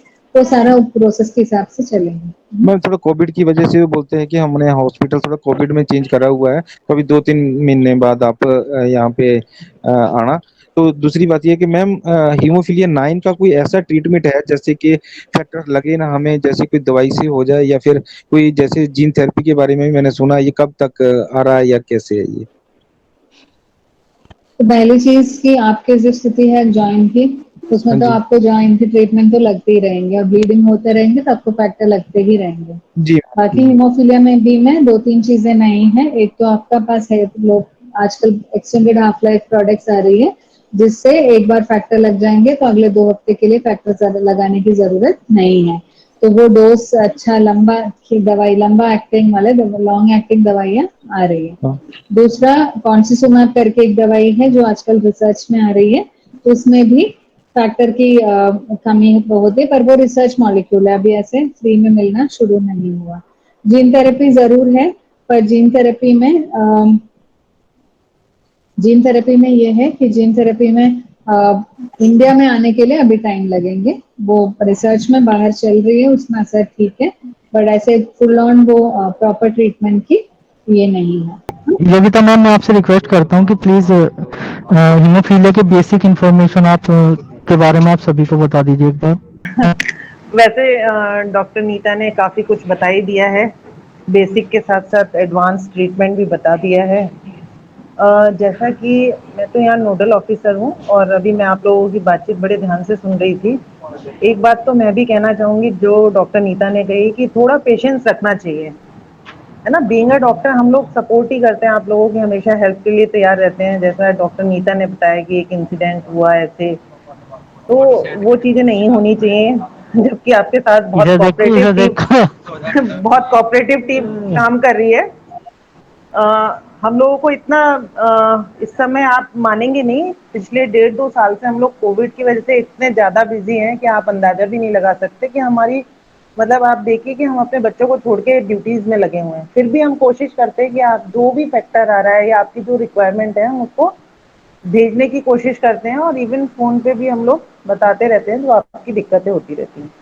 अगर हम बात करें हीमोफीलिया की तो काफ़ी कुछ तो आप जानते हैं, फिर भी मैं आपको बता दूं कि हीमोफीलिया ए और बी, ज़्यादातर हम 2 हीमोफीलिया वाले पेशेंट को अभी ट्रीट कर रहे हैं मेरठ में भी, जिसमें से हीमोफीलिया ए के लगभग हमारे 172 पेशेंट यहाँ रजिस्टर्ड हैं और 27 या 28 हमारे हीमोफीलिया बी के हैं। तो हीमोफीलिया ए में तो फैक्टर 8 की डेफिशिएंसी होती है, आप लोग जानते हैं ज़्यादातर, और हीमोफीलिया बी में फैक्टर 9 की, जिसे क्रिस्मस डिसीज भी कहते हैं। तो फैक्टर हमारे यहाँ जो आते हैं वो दोनों आते हैं, और साथ में फैक्टर 7 जिसकी अभी बात हो रही थी कि इनहिबिटर्स जिनमें होते हैं, जिन पेशेंट में, वो भी हमारे यहाँ कभी कभी आते हैं। अभी एक इशू ये हो रहा था, जो जैसा मिस्टर राजन मुझसे मिले थे अभी पिछले हफ्ते, उन्होंने बताया था कि इनहिबिटर्स का करवाया था कुछ पेशेंट में, काफ़ी लेवल हाई आया है। तो मैंने उनको यही बताया था कि आप एक रिप्रेजेंटेशन अपना स्टेट नोडल ऑफिसर को भी दें और साथ में हमें भी दे दें, जिससे हम आपके और हेल्प कर पाए। तो फैक्टर 7 भी आता है सप्लाई में, लेकिन उसके लिए कुछ ये है कि हमारे पास रिपोर्ट्स हों ऑथेंटिक, जिनको हम आगे भेज पाएँ स्टेट नोडल ऑफिसर को कि भाई ये पेशेंट भी हमारे यहाँ आ रहे हैं और इनके लिए हमें फैक्टर 7 की ज़रूरत है। बट क्योंकि ये इन सब चीज़ों का ऑडिट होता है ना, तो ये थोड़ी ऑथेंटिक वे में होनी चाहिए चीज़ें। मिस्टर राजन सुन रहे हैं आप?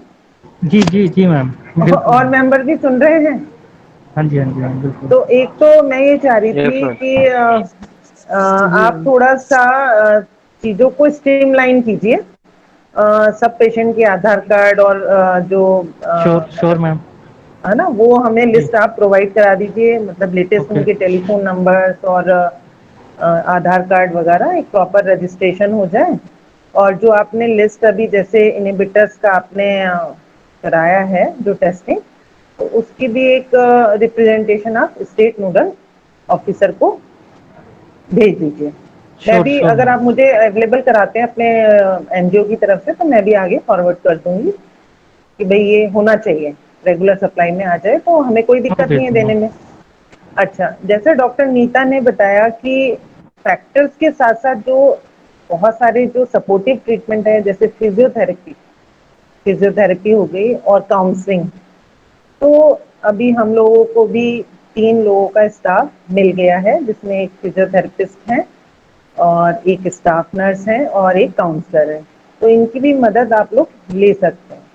तो जैसा मैडम बता रही थी कि फैक्टर्स के अलावा बहुत कुछ जो क्वालिटी ऑफ लाइफ डिपेंड करती है, वो आपकी जॉइंट्स की मोबिलिटी और उसकी केयर पे करती है। तो उसमें आपके फिजियोथेरेपी का बड़ा रोल है। और होता क्या है, मैं यहाँ जो देखती हूँ नोडल ऑफिसर के रूप में, कि लोग आते हैं सिर्फ फैक्टर के लिए। अगर हमारा ये आज प्लेटफॉर्म पे मीटिंग हो रही है, तो मैं ये कहना चाहूंगी कि फैक्टर्स तो आपको मिल ही रहा है, यहाँ नहीं मिलता कई बार, तो हम आगे डॉक्टर नीता के पास भेज देते हैं, मिल ही जाता है। और रेगुलर हम बताते भी रहते हैं कि भाई वहाँ आगे हम लखनऊ में भी इस बात को रखते हैं कि भाई फैक्टर्स की रेगुलर सप्लाई हो। लेकिन सिर्फ फैक्टर ही एक ट्रीटमेंट नहीं है, उसके अलावा जो जॉइंट केयर है, ये जो आपकी क्वालिटी ऑफ लाइफ है, वो उस पर बहुत डिपेंड कर रही है फिजियोथेरेपी पे। तो आप उसके लिए कभी भी कांटेक्ट नहीं करते। अब पहले तो ये था कि भाई स्टाफ नहीं था, अब तो स्टाफ आ गया है। तो आप लोग पता नहीं आज इवा इसमें है कि नहीं, हमारी जो फिजियोथेरेपिस्ट है इवा स्कॉट, वो अब रेगुलरली आ रही हैं। तो आप फिजियोथेरेपी पे भी थोड़ा फोकस कीजिए। जितने लोग यहाँ हीमोफीलिया ए और बी के हैं, तो उसको भी एक इंटीग्रल पार्ट बनाइए अपनी थेरेपी का। और एक लॉग बुक टाइप, जो मैडम ने कहा कि आपका ऑब्जेक्टिव रिकॉर्ड, कि भाई आपको लास्ट ईयर या जो अभी करंट ईयर है उसमें कितनी बार फ्रैक्चर चढ़ा, कितनी बार आपके जॉइंट में ब्लीड हुई, कितनी बार उसका क्या स्कोर रहा, इसको भी आप रिकॉर्ड करिए, ताकि एक मतलब कॉम्प्रिहेंसिव जो आपका ट्रीटमेंट है वो चल सके। तो ज़्यादा समय तो आज बचा नहीं है। अगर आप कोई क्वेश्चन करना चाहते हैं, क्योंकि बेसिक तो सभी को पता ही है, मैंने इतना सुन लिया डिस्कशन कि लोगों को बेसिक के साथ एडवांस ट्रीटमेंट भी बहुत कुछ पता ही है। तो यहाँ पे जितने लोग हैं, अगर उनकी कुछ क्वेरीज हैं मेरिट से रिलेटेड, तो मुझसे पूछ सकते हैं। Sure ma'am, hello thank you ma'am. So much ma'am. Ma'am हाँ मेरा एक सवाल है। हाँ, एक पूछिए। एक करके पूछ लो, अ, एक एक करके। मैम हाँ मुझे सुन सुन पा रहे हो? हाँ, सुन पा रहे हैं। मैम मैं पहले फैक्टर लगाता था, तो मेरा हम्म जो घुटना है ना, हम्म वो पहले करीब 1.5 साल पहले एक दिन में सही हो जाता था। हम्म हम्म और उसके बाद फिर मैं फैक्टर लगाता था, तो फिर 4 दिन में सही होने लगा। अब करीब 1 महीना लग जाता है मैम। हम्म। और इसका अभी इसका सूजन आई ये है मैम। अभी सूजन आई है, मैंने करीब 3-4 हज़ार यूनिट फैक्टर लगा लिया है और वो सूजन जा नहीं रही है। हाँ। आप दर्द पवन जी मैम मैं कहाँ रहते हैं? इंदौर के पास रहता हूँ। अच्छा, तो वहाँ पे कोई डेडिकेटेड सेंटर है हीमोफीलिया का? हेलो, हेलो, हेलो, वो शायद मैम आवाज नहीं आ नेटवर्क रही। इशू है। Hello hello. हेलो। हाँ पवन जी। मैम सेंटर तो है, बाकी जितना हेल्प अपना ग्रुप करता है ना, इतना वो नहीं कर पाते। अच्छा, नहीं वहाँ कोई फिजियोथेरेपिस्ट हैं? हाँ। तो आप उनसे मिले?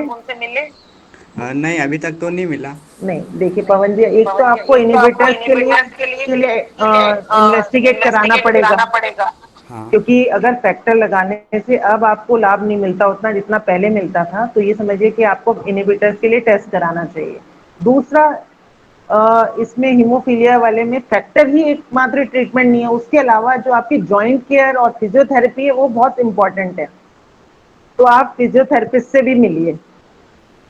सिर्फ ये कह देना कि वो इतना हेल्प नहीं करते, ऐसा नहीं है। जब मैंने यहाँ चार्ज लिया था तो मैं आपको अपनी ही बात बता रही हूँ कि मैं इतनी अवेयर नहीं थी, लेकिन जैसे ये एनजीओ के लोग आते हैं, अपनी प्रॉब्लम रखते हैं, तो एक हमारे ऊपर भी प्रेशर रहता है कि भाई हमें करना है। आप जाएंगे तो ऐसा नहीं है कि वो लोग आपको बार बार मना कर देंगे। हाँ सही है।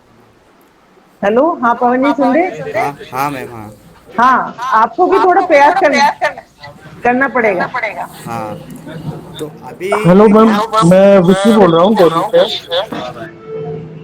हाँ जी। मैम मेरे 2-3 क्वेश्चन है मेरे। हाँ बताइए। पहला क्वेश्चन तो मैम ये है कि जो फैक्टर है, जैसे फैक्टर 8 हो गया, ये काफी कंपनी के आते हैं, हम्म। ठीक है।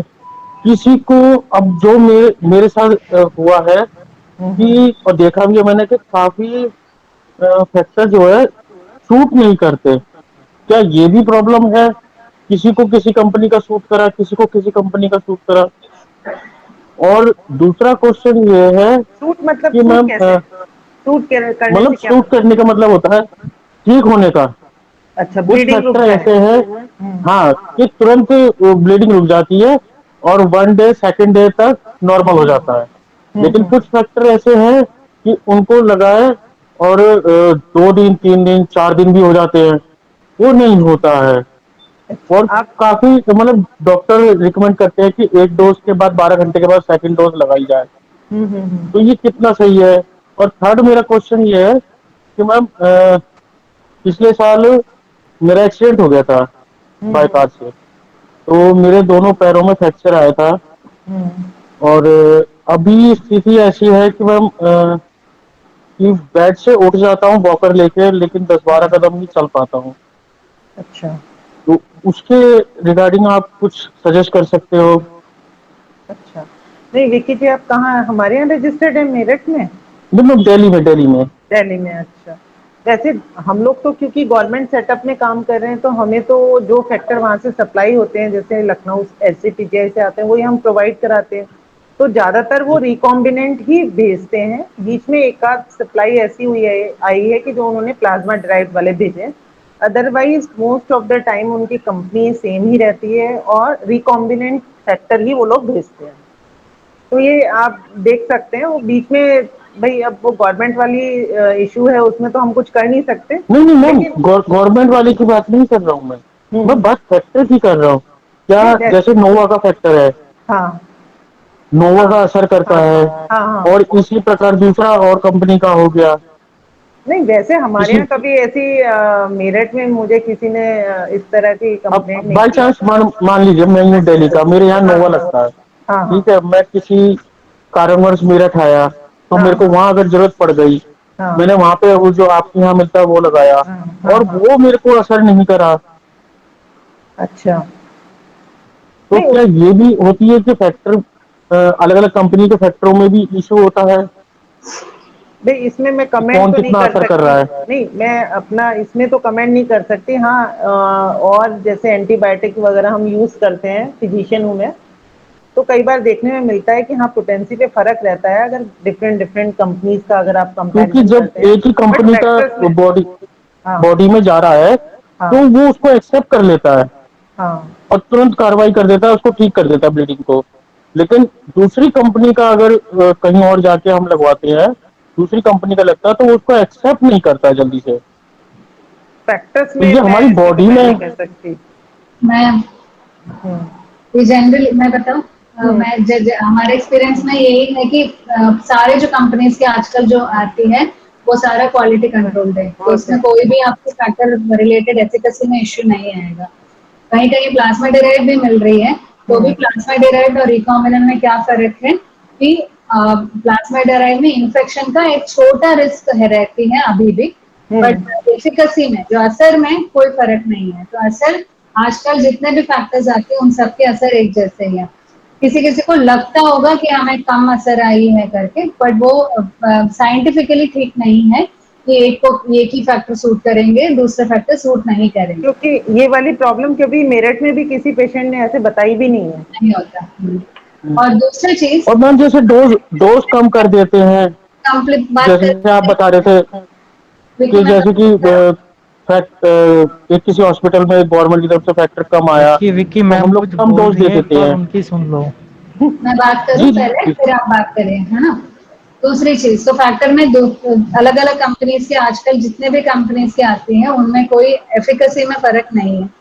फर्क आती है इनहिबिटर परसेंटेज में और फर्क आती है इन्फेक्शन के रिस्क में, तो उसके बेसिस में गवर्नमेंट डिसाइड करते हैं और रेट पे गवर्नमेंट डिसाइड करती है। तो सेकंड चीज है कि डोज जो लगती है बहुत स्टैंडर्ड डोजेस है ना। फैक्टर 8 और फैक्टर 9 के डोजेस में आजकल आई डोंट थिंक कि किसी को भी डोज में कोई चेंज करने की जरूरत पड़ रही है, सबके पास फैक्टर मिल रही है, एटलीस्ट मिल रहा यूपी में तो फैक्टर मिल रही है, ठीक है। मैंने जो आपको बोला है फीबा और फैक्टर 7 के बारे में बोला क्योंकि वो बहुत कम मिलती है, कभी कभी हमें बचा के लगाना होता है ना। आपके लिए कभी भी नहीं बोला कि फैक्टर 8 या फैक्टर 9 के लिए आप ना आधा सुनते हो आधा किसी और चीज में इंटरप्रेट कर लेते हो, ऐसे मत करिए। और कल को बोलेंगे डॉक्टर नीता ने बोला कम डोज लगा रहे करके, ऐसे मत बोलिए, ठीक है। तीसरी चीज जो बोलना है, हम फिर भी रेकमेंड करेंगे कि एक ही कंपनी का आपको लगे, क्योंकि क्या है जब एक नए कंपनी का आपको लगाते हैं, शरीर को एक नया मॉलिक्यूल है, तो आपका इनहिबिटर परसेंटेज पहले की तरह पहले की 20 एक्सपोजर डेज फिर से कैलकुलेट करना होता है। मान लो एक आदमी को एक ही कंपनी का लगता आया है 5 साल तक, 5 छठे साल में उसने कंपनी बदल दिया, है ना। तो 5 साल में आप लगा लगा के आपको बॉडी को पता है एक चीज मुझे मिल रही है, और 5 साल में आपको इनहिबिटर नहीं हुआ। छठे साल में आप जब नए कंपनी का लगा रहे हो तो बॉडी के लिए वो नया मॉलिक्यूल है, तो बॉडी में फिर से आपको वो 20 एक्सपोजर डे वाला कैलकुलेशन करना होता है।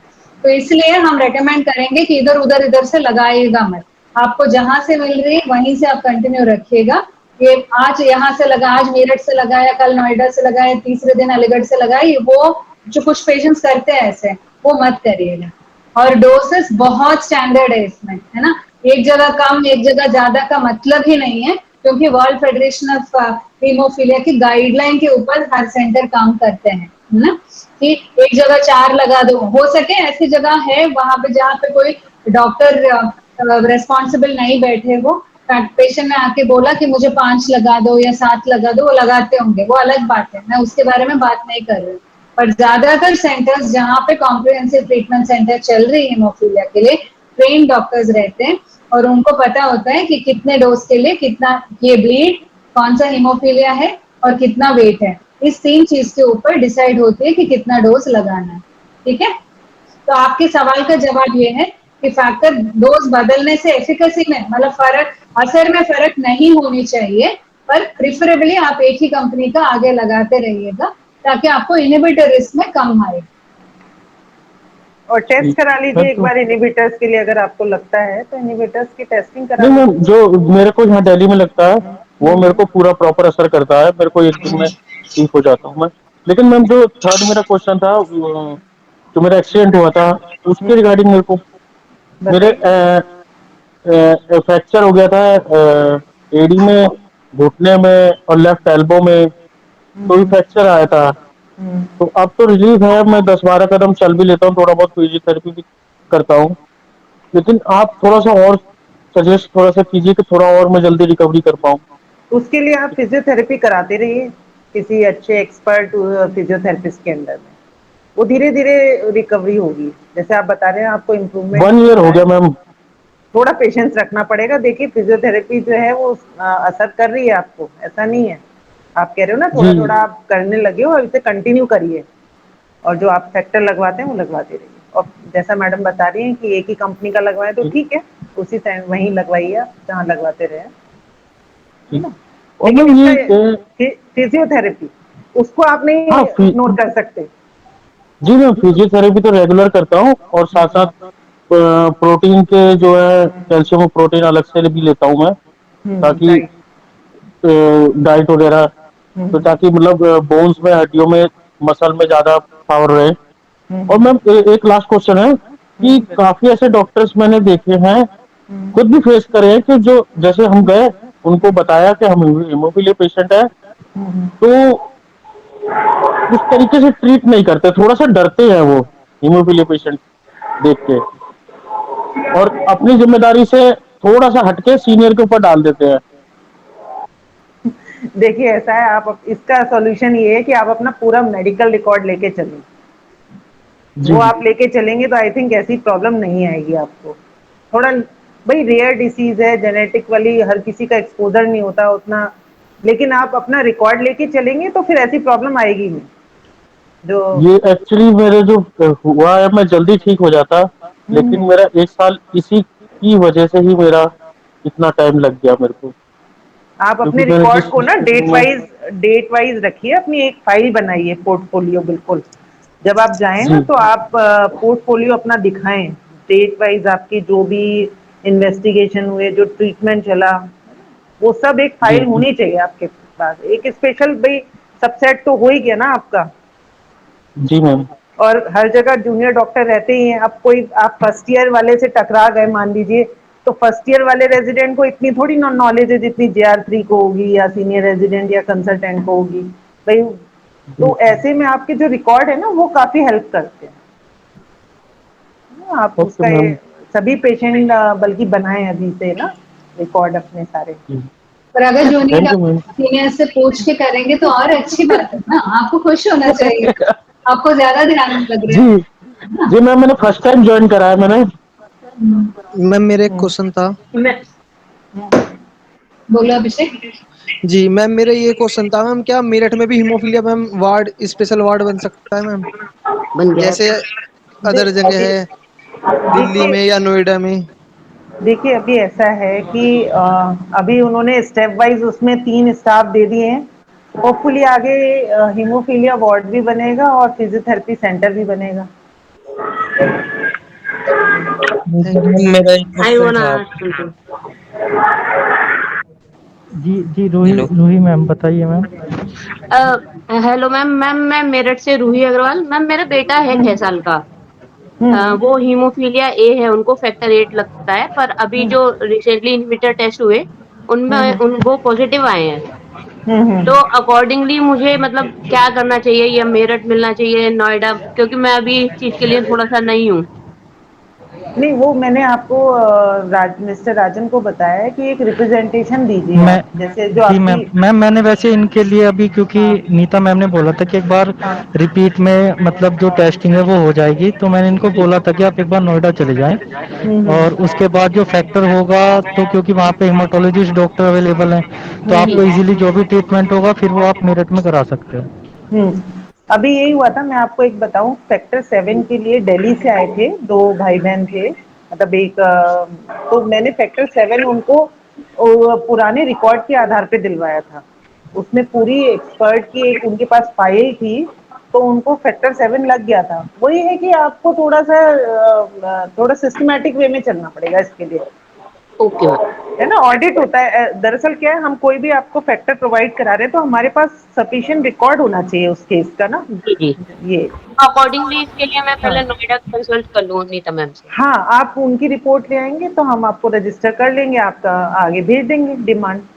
Okay okay ma'am. हमें कोई दिक्कत नहीं है, हमें कहीं से कहीं कोई दिक्कत नहीं है, हमारे नहीं नहीं पास मैम, मैं तो Aadhaar card, initial actually phone card और I am asking reports for the होनी चाहिए। इनिशियल लेवल ना, क्योंकि मुझे अभी नहीं पता कि इनहिबिटर है तो उनको आगे किस तरह से मुझे ट्रीट करना चाहिए, क्योंकि हाँ छोटे हैं, आप उनको यूजुअली हाँ एल्बो इश्यूज रहते हैं, वैसे तो रेयर हाँ लगते हैं इंजेक्शंस कि कभी कोई हाँ इंजरी हो गई।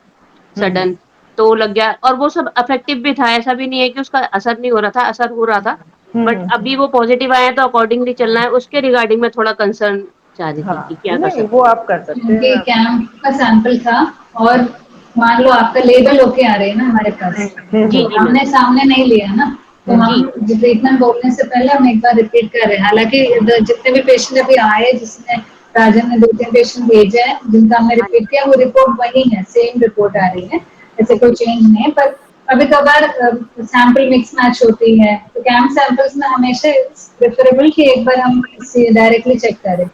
ओके, तो मैम नेक्स्ट वीक में मोस्ट आप प्रोबेबली इनके आके दिखा एक दो, बार फिर आपसे। डॉक्टर भेजेंगे। हाँ जी, okay, thank you so much ma'am. नहीं तो मैम मेरा क्वेश्चन था एक आपसे। हाँ रोहित पूछिए। जैसे मैम जैसे हफ्ते में कभी कभी एक दो बार फैक्टर ले लेता हूँ, 2-3 बार, और कभी एक दो हफ्ते जरूरत नहीं पड़ती है, तो ये फैक्टर लेना सही रहेगा? और जैसे हॉस्पिटल में तो डॉक्टर साहब कभी 1000 यूनिट दे देते, कभी 1500, कभी 2000, तो ये भी क्या सही रहता है? आप कहाँ से लगाते हो? सतना। सतना। देखो, मेरा ओपिनियन ये रहेगा कि आपको ऑलरेडी हफ्ते में 3 बार लग रही है, तो नहीं अगर तो आपको कभी जैसे नहीं, मैम। सुनो जी सुनो, जी आप प्रोफिलैक्सिस का ऑप्शन है कि नहीं सतना में, पूछो उनसे। जी जी तो जो बच्चे, आपको क्या चाहिए? आपको चाहिए टर्शरी प्रोफिलैक्सिस, इसका मतलब जी आपका जॉइंट खराब हो गई है, पर जी आपको फिजियोथेरेपी कराने के लिए आपको फैक्टर चाहिए बार बार, है ना? जी जी आप फैक्टर के बिना आप फिजियोथेरेपी करेंगे तो हो सके आपको ब्लीड बार बार होगी, है ना? जी जी तो इस स्थिति में हम क्या बोलते हैं कि हफ्ते में 2 बार कराते, फैक्टर लगाते हुए फिजियोथेरेपी करिए, चाहे जी 3 महीने हो, 6 महीने हो।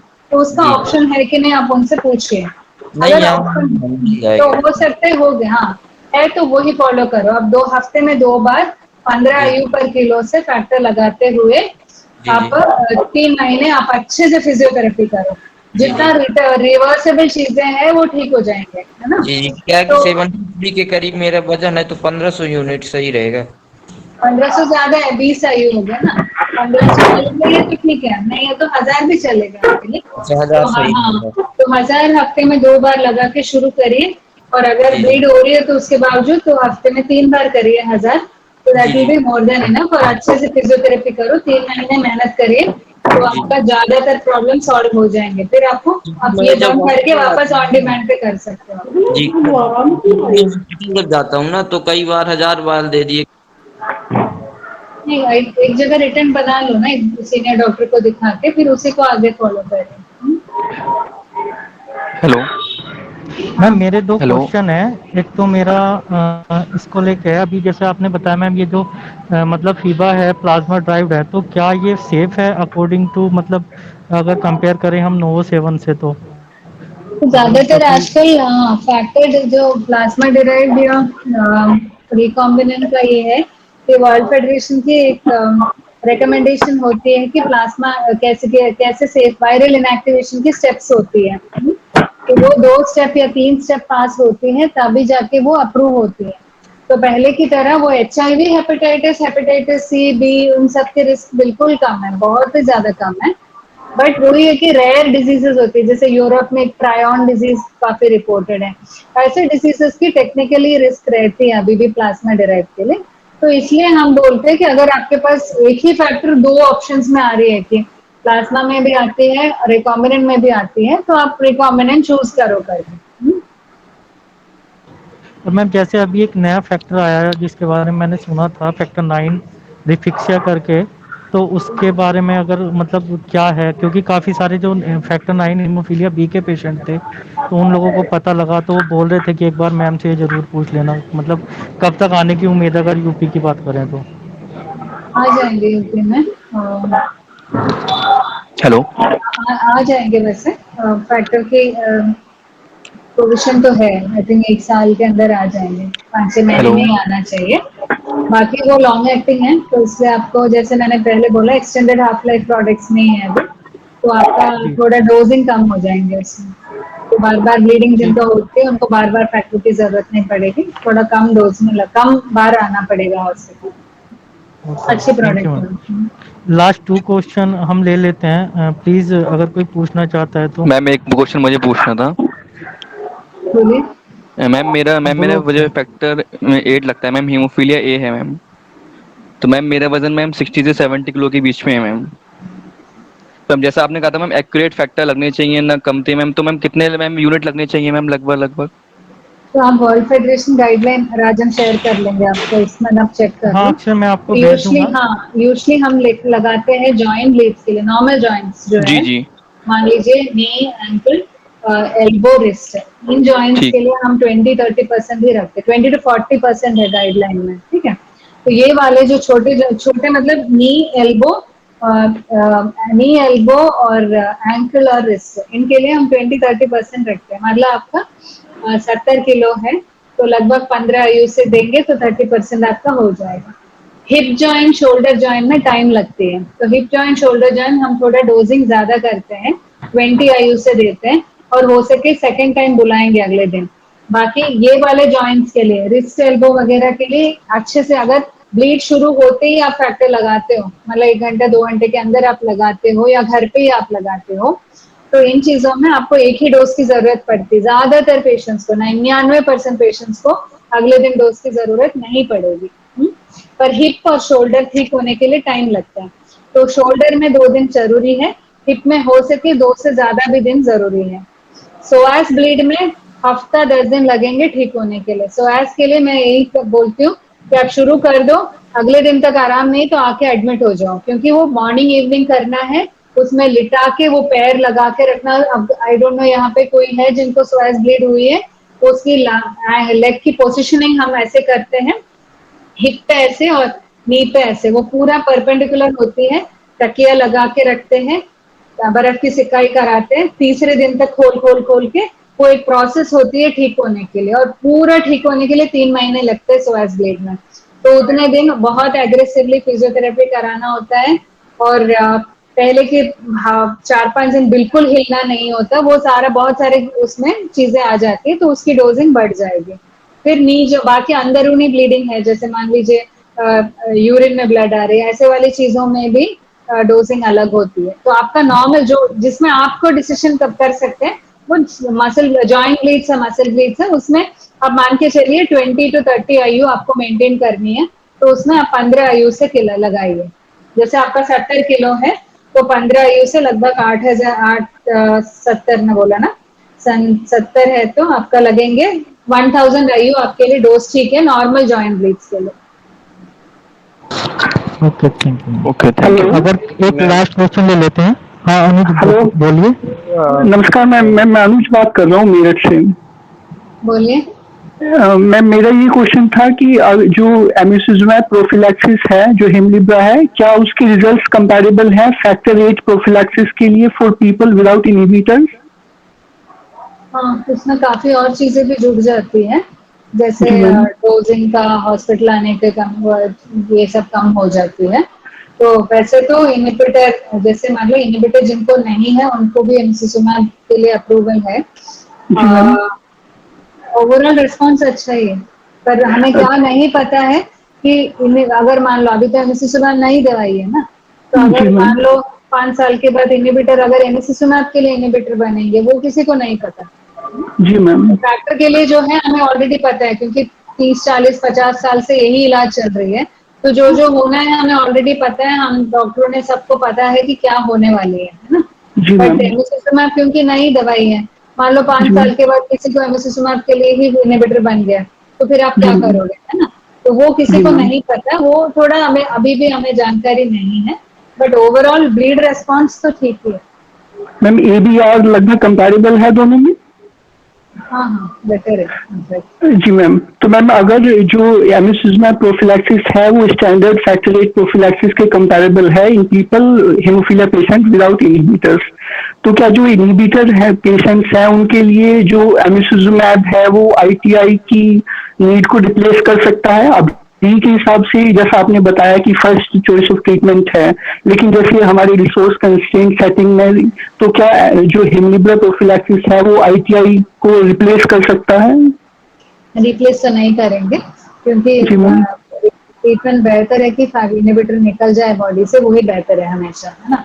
मान लो आप इनहिबिटर, आपका इनहिबिटर है और आप एमिसिजुमैब पे हो, कल को आपको एक मेजर ब्लीड हो गया मान लो, है ना, आपको सर्जरी होनी है मान लीजिए, है ना, उस टाइम पे आप क्या करोगे? आपके आपके पास उतना फैक्टर 7 मोबिलाइज करना उसके लिए उस टाइम पे मुश्किल हो जाएंगे। तो जी ideal ma'am.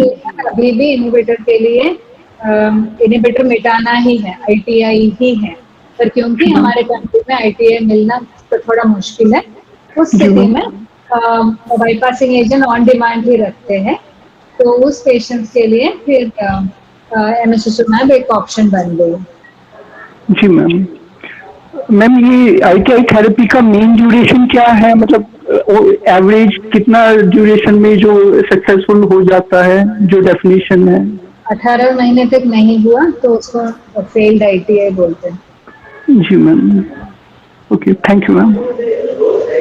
Okay, I think हाँ जी अरविंद जी मैम, जी जी जी एक सर। हाँ क्वेश्चन और है मेरा। हाँ जी सर, जी सर। मैम, बोलिए। बोलिए सर। राजन, मैं बोलूं या कोई हाँ दूसरे जी, सज्जन नहीं नहीं, मंडल के? आप ही बोलिए सर, बोलिए। सबसे पहले तो मैं डॉक्टर राधाकृष्णन जी का और योगिता जी का बहुत बहुत धन्यवाद करता हूं, और साथ में राजन तो हमारे लिए इस चीज़ों को ऑर्गेनाइज करते ही करते हैं, इसके लिए भी धन्यवाद। मेरे विचार में शायद हमारी इस तरह की जो सेमिनार हैं वो पेशेंट्स के अंदर एक लाइफ के प्रति पॉजिटिव एटीट्यूड लेकर के आती हैं, तो ये होती रहनी चाहिए। और डॉक्टर राधाकृष्णन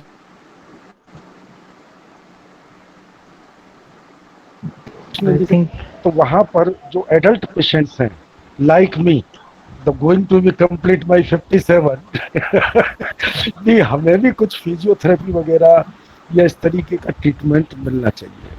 चूंकि दे रहे हैं ना, फाइन मिल तो रहा है।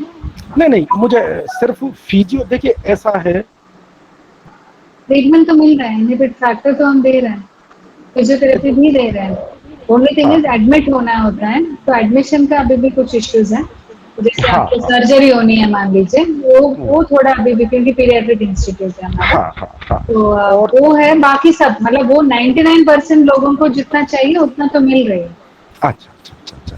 और एक यहाँ पर जितने भी पेशेंट्स हैं, भाई मैं सबसे निवेदन करूंगा कि हमारे डॉक्टर्स हमारे विषय में अच्छी तरीके से जानते हैं। जो आरटीआई हैं या जो दूसरी जो समस्याएं आप लोग की होती हैं, उनको कृपया गवर्नमेंट मॉडल पर या गवर्नमेंट के लेवल पर ना लेकर के आए। अपनी समस्याओं का समाधान जो हमारे अच्छे डॉक्टर हमारा इलाज कर रहे हैं उन्हीं से मिलकर के करें तो ज़्यादा बढ़िया है। मेरा ये सभी से निवेदन है, क्योंकि पिछले कुछ एपिसोड्स ऐसे हो रहे हैं कि जिनमें कहीं कोई कुछ कर रहा, कहीं कोई कुछ कर रहा, और उससे हमारी पूरी की पूरी हीमोफीलिया कम्युनिटी बदनाम हो रही है। तो मेरी ये सभी से हाथ जोड़ के गुजारिश है, ये मैं डॉक्टर साहब की तरफ से नहीं कह रहा, ये मैं अपनी तरफ से कह रहा हूँ। जरा उस स्थिति को सोचिए कि जिस कंडीशन में हम लोगों को फैक्टर शायद 91 के बाद में इंडिया में चालू हुआ, यदि मैं अपनी जगह ठीक हूँ, तो 91 के बाद में आप लोगों को फैक्टर मिला है। आप उस फैक्टर को फैक्टर ही रहने दें, उसे अपनी लाइफ का फैक्टर इस तरीके से ना बनाएं कि उसमें आप आईटीआई डालें, गवर्नमेंट को लिखें या दूसरे काम करें। मैं बस इसी के साथ अपने शब्द करूंगा। राजन का मैं आपकी इस बात से पूरा सहमत हूँ सर। असल में होता क्या है, कुछ पेशेंट हैं जो हीमोफिलिक हैं, वो मतलब पता नहीं क्यों उन्हें ऐसा लगता है कि शायद डॉक्टर हमारे बारे में नहीं सोचे या फिर पार्शियलिटी है, बट ऐसा होता नहीं है। डॉक्टर हमारे लिए बेस्ट होते हैं। तो यहाँ पे इतना अच्छा ट्रीटमेंट अवेलेबल है, हमें इतना सपोर्ट मिल रहा है, तो हमारा भी कम से कम इतना फर्ज बनता है कि हम डॉक्टर के साथ अपने कंधे से कंधा मिला के उन्हें सपोर्ट करें, ना कि प्रॉब्लम क्रिएट करे उनके लिए। बिल्कुल यही होना चाहिए। मैं राजन जी, डॉक्टर, हाँ जी मैम, इसके लिए आप ना थोड़ा काउंसलिंग सेशन कराया करो। हमारे यहाँ काउंसलर आ गई हैं, आप थोड़ा उससे बहुत फर्क पड़ेगा। Sure ma'am, sure ma'am. हाँ मैडम योगिता जी बिल्कुल ठीक कह रही हैं, डॉक्टर योगिता जी। एक्चुअल में क्या है कि कुछ लोग अपने लिए ये दिखाना चाहते हैं कि I am working for the haemophilia community with my all the aspects, और उसमें वो एक आरटीआई को बहुत ज़्यादा जरूरी समझते हैं या दूसरी कंप्लेंट्स को बहुत ज़्यादा जरूरी समझते हैं। मुझे ऐसे लगता है कि कंप्लेंट से और आईटीआई से कभी समस्या का समाधान नहीं होता है। हमारी इन चीजों से हमारे लिए ही एक गहरा कुआं खोदा जाता है कि मैंने एक आईटीआई लगा दी, तो उस मुझे ये नहीं मालूम कि इस गड्ढे में कब मैं गिरने वाला हूँ। तो इसलिए मैं तो डॉक्टर साहब, ये नहीं है कि मेरा डॉक्टर कम्युनिटी के प्रति एक मतलब दृष्टिकोण ही पॉजिटिव है। मेरा तो एक पेशेंट होने के नाते, एक गवर्नमेंट सर्वेंट होने के नाते, एक जो प्रॉब्लम्स मैंने देखी हैं उन प्रॉब्लम्स को देखते हुए मैं तो यही कहूँगा कि भाई इस चीज़ को कोई मत करो। ये हमारे लिए खुद के लिए गड्ढा खोदते हैं, खुद के लिए हमारे लिए कुआं खोदते हैं, और उन का हम बहिष्कार तो नहीं कर सकते पेशेंट्स का, लेकिन यदि वो मेरी आवाज़ सुन रहे हो, यदि मेरी आवाज़ सुन रहे हो तो वो इन कामों को बंद करें, अपनी समस्या को निपटाएं डॉक्टर से मिलके। यही मेरा निवेदन। Thank you. नीता जी, बिल्कुल सर, धन्यवाद। नीता जी, मैं ये कह रही हूँ कि हमारे यहाँ फिजियोथेरेपिस्ट आ गई हैं, उनके कुछ ऑनलाइन सेशन भी हुए हैं एसजीपीजीआई से, बट मैं ये चाह रही थी अगर प्रैक्टिकली वो कर पाए आपके यहाँ आके कुछ देख पाए, सीख पाए तो करते हैं। तो हम सितंबर में करा भेज सकते हैं। हाँ, हम डायरेक्टली सितंबर बात करके कर लेते हैं। हाँ जी जी जी, ठीक है, थैंक यू। बहुत सही बोला शर्मा जी कि सब लोग अच्छा ही सोच रहे हैं, और ये जिन्होंने भी नेगेटिव बोला था ना बीच में कि इंडिया जीरो है, मुझे बहुत दुख हो रहा है अभी भी। इंडिया जीरो कैसे हो गया? इनका इतने अच्छे से इलाज मिल रहा है। मैं बाहर यूएस में भी काम कर चुकी हूँ, मैं इटली में भी काम कर चुकी हूँ। इटली में डॉक्टर मनुची है, हीमोफीलिया के पापा बोलते हैं उनको, उनके सेंटर में काम कर चुकी हूँ, और उनका वहां जितना होता है इलाज उसके 90-95% हम यहाँ कर सकते हैं, कर रहे हैं, और उसके बावजूद आप बोल रहे हो कि आप इंडिया जीरो है, तो वो बहुत ही बुरा हो लग रहा है ना। ऐसे और फैक्टर की सप्लाई भी अब रेगुलर आती है, बहुत अच्छे से आ रही है। फैक्टर सप्लाई है, डॉक्यूमेंटेशन ठीक है, हमें सब ऑडिटिंग अच्छे से हो रही है ना। तो ऐसे मत बोलिए, मतलब पॉजिटिव सोचिए। और मान लो जैसे आप हो, अभी आप बोल रहे हैं ना आपका एडल्ट हीमोफिलिक, आपका जो बचपन में क्या दिक्कतें थे उससे 90% दिक्कतें अभी ठीक हो गई है ना, अब 10% दिक्कतें रह गई है ना। एक्चुअली मैम वही है जो पुराना टाइम था, मतलब अरविंद अंकल की तो खैर काफ़ी ज़्यादा एज है, उन्हें तो हर चीज़ पता है, तो उन्होंने एक टाइम देखा है कि किस किस तरह से हीमोफीलिया कम्युनिटी में उनको फैसिलिटी मिली है, फैक्टर अवेलेबिलिटी को लेके हो, तो वो एक पूरा चीज़ें देखी हैं, तो ज़्यादा बेटर बताएंगे, मतलब बता इसीलिए रहे हैं कि पहले चीज़ें क्या थी और आज क्या है।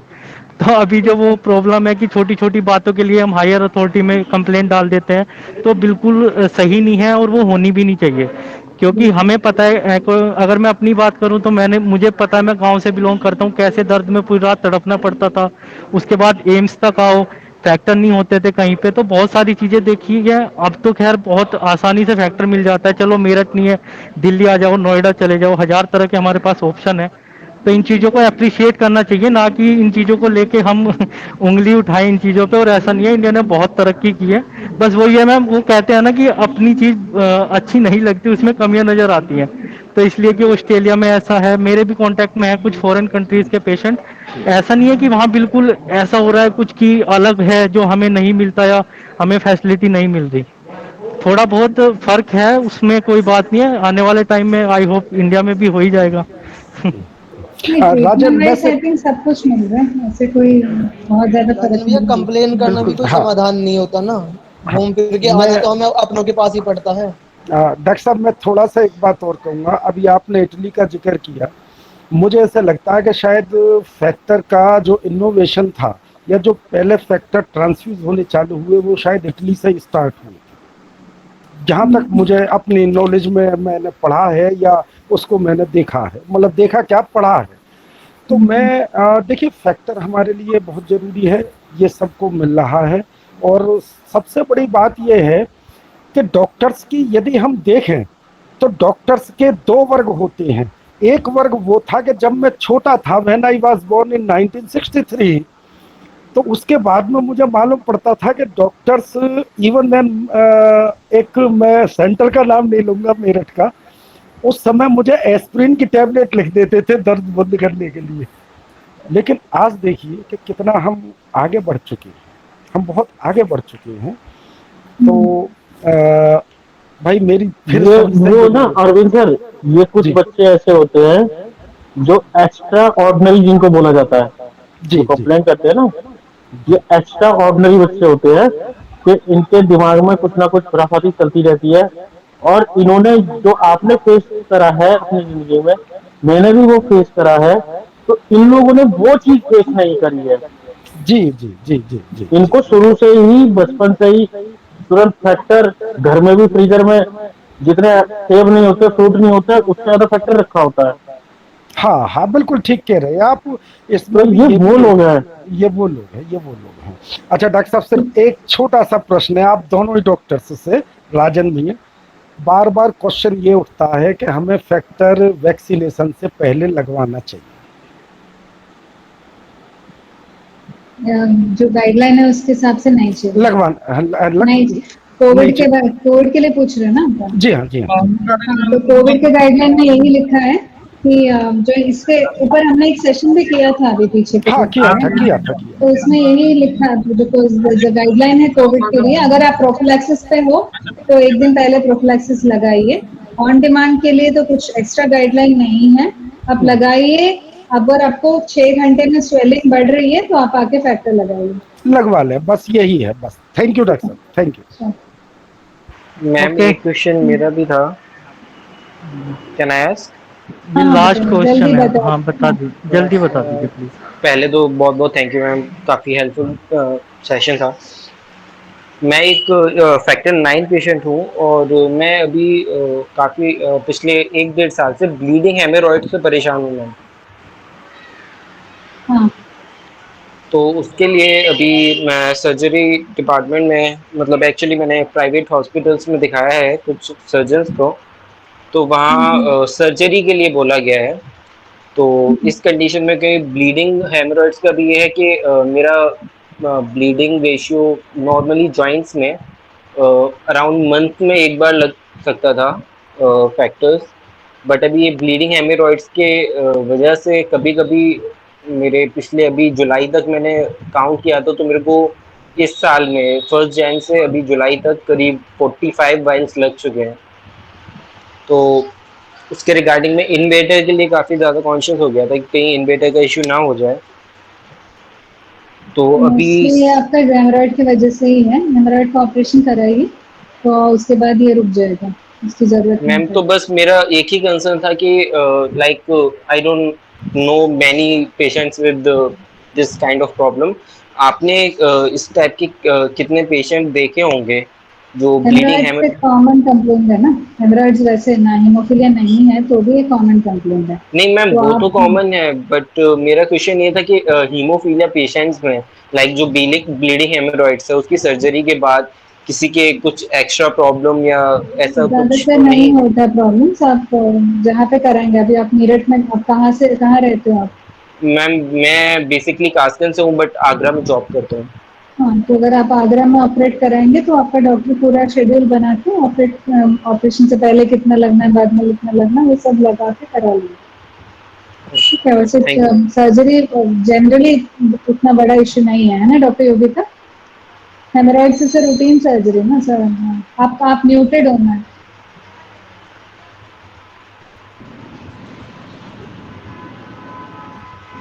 हेलो मैम, मेरा एक क्वेश्चन है कि प्रीनेटल डायग्नोसिस अवेलेबल है दिल्ली एंड एनसीआर, कौन से हॉस्पिटल में अवेलेबल है? प्रीनेटल डायग्नोसिस इंडिया में अभी एम्स दिल्ली, आईसीएमआर मुंबई और आई थिंक सीएमसी दिल्ली।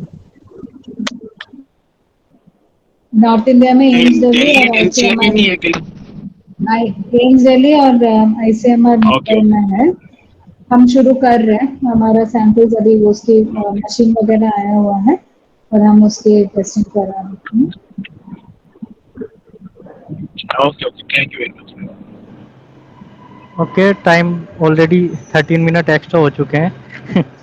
और ma'am thank you so much, आपने इतना टाइम दिया और इतना इंफॉर्मेटिव सेशन रहा। आई होप कि जितने भी पेशेंट को डाउट था तो काफ़ी हद तक क्लियर हो चुका होगा, और उम्मीद है कि आगे इस तरह का अगर मैम को टाइम मिलता है तो ज़रूर टाइम देंगी और हमें ऐसे ही सपोर्ट करती रहेंगी। Thank you everyone. Thank you.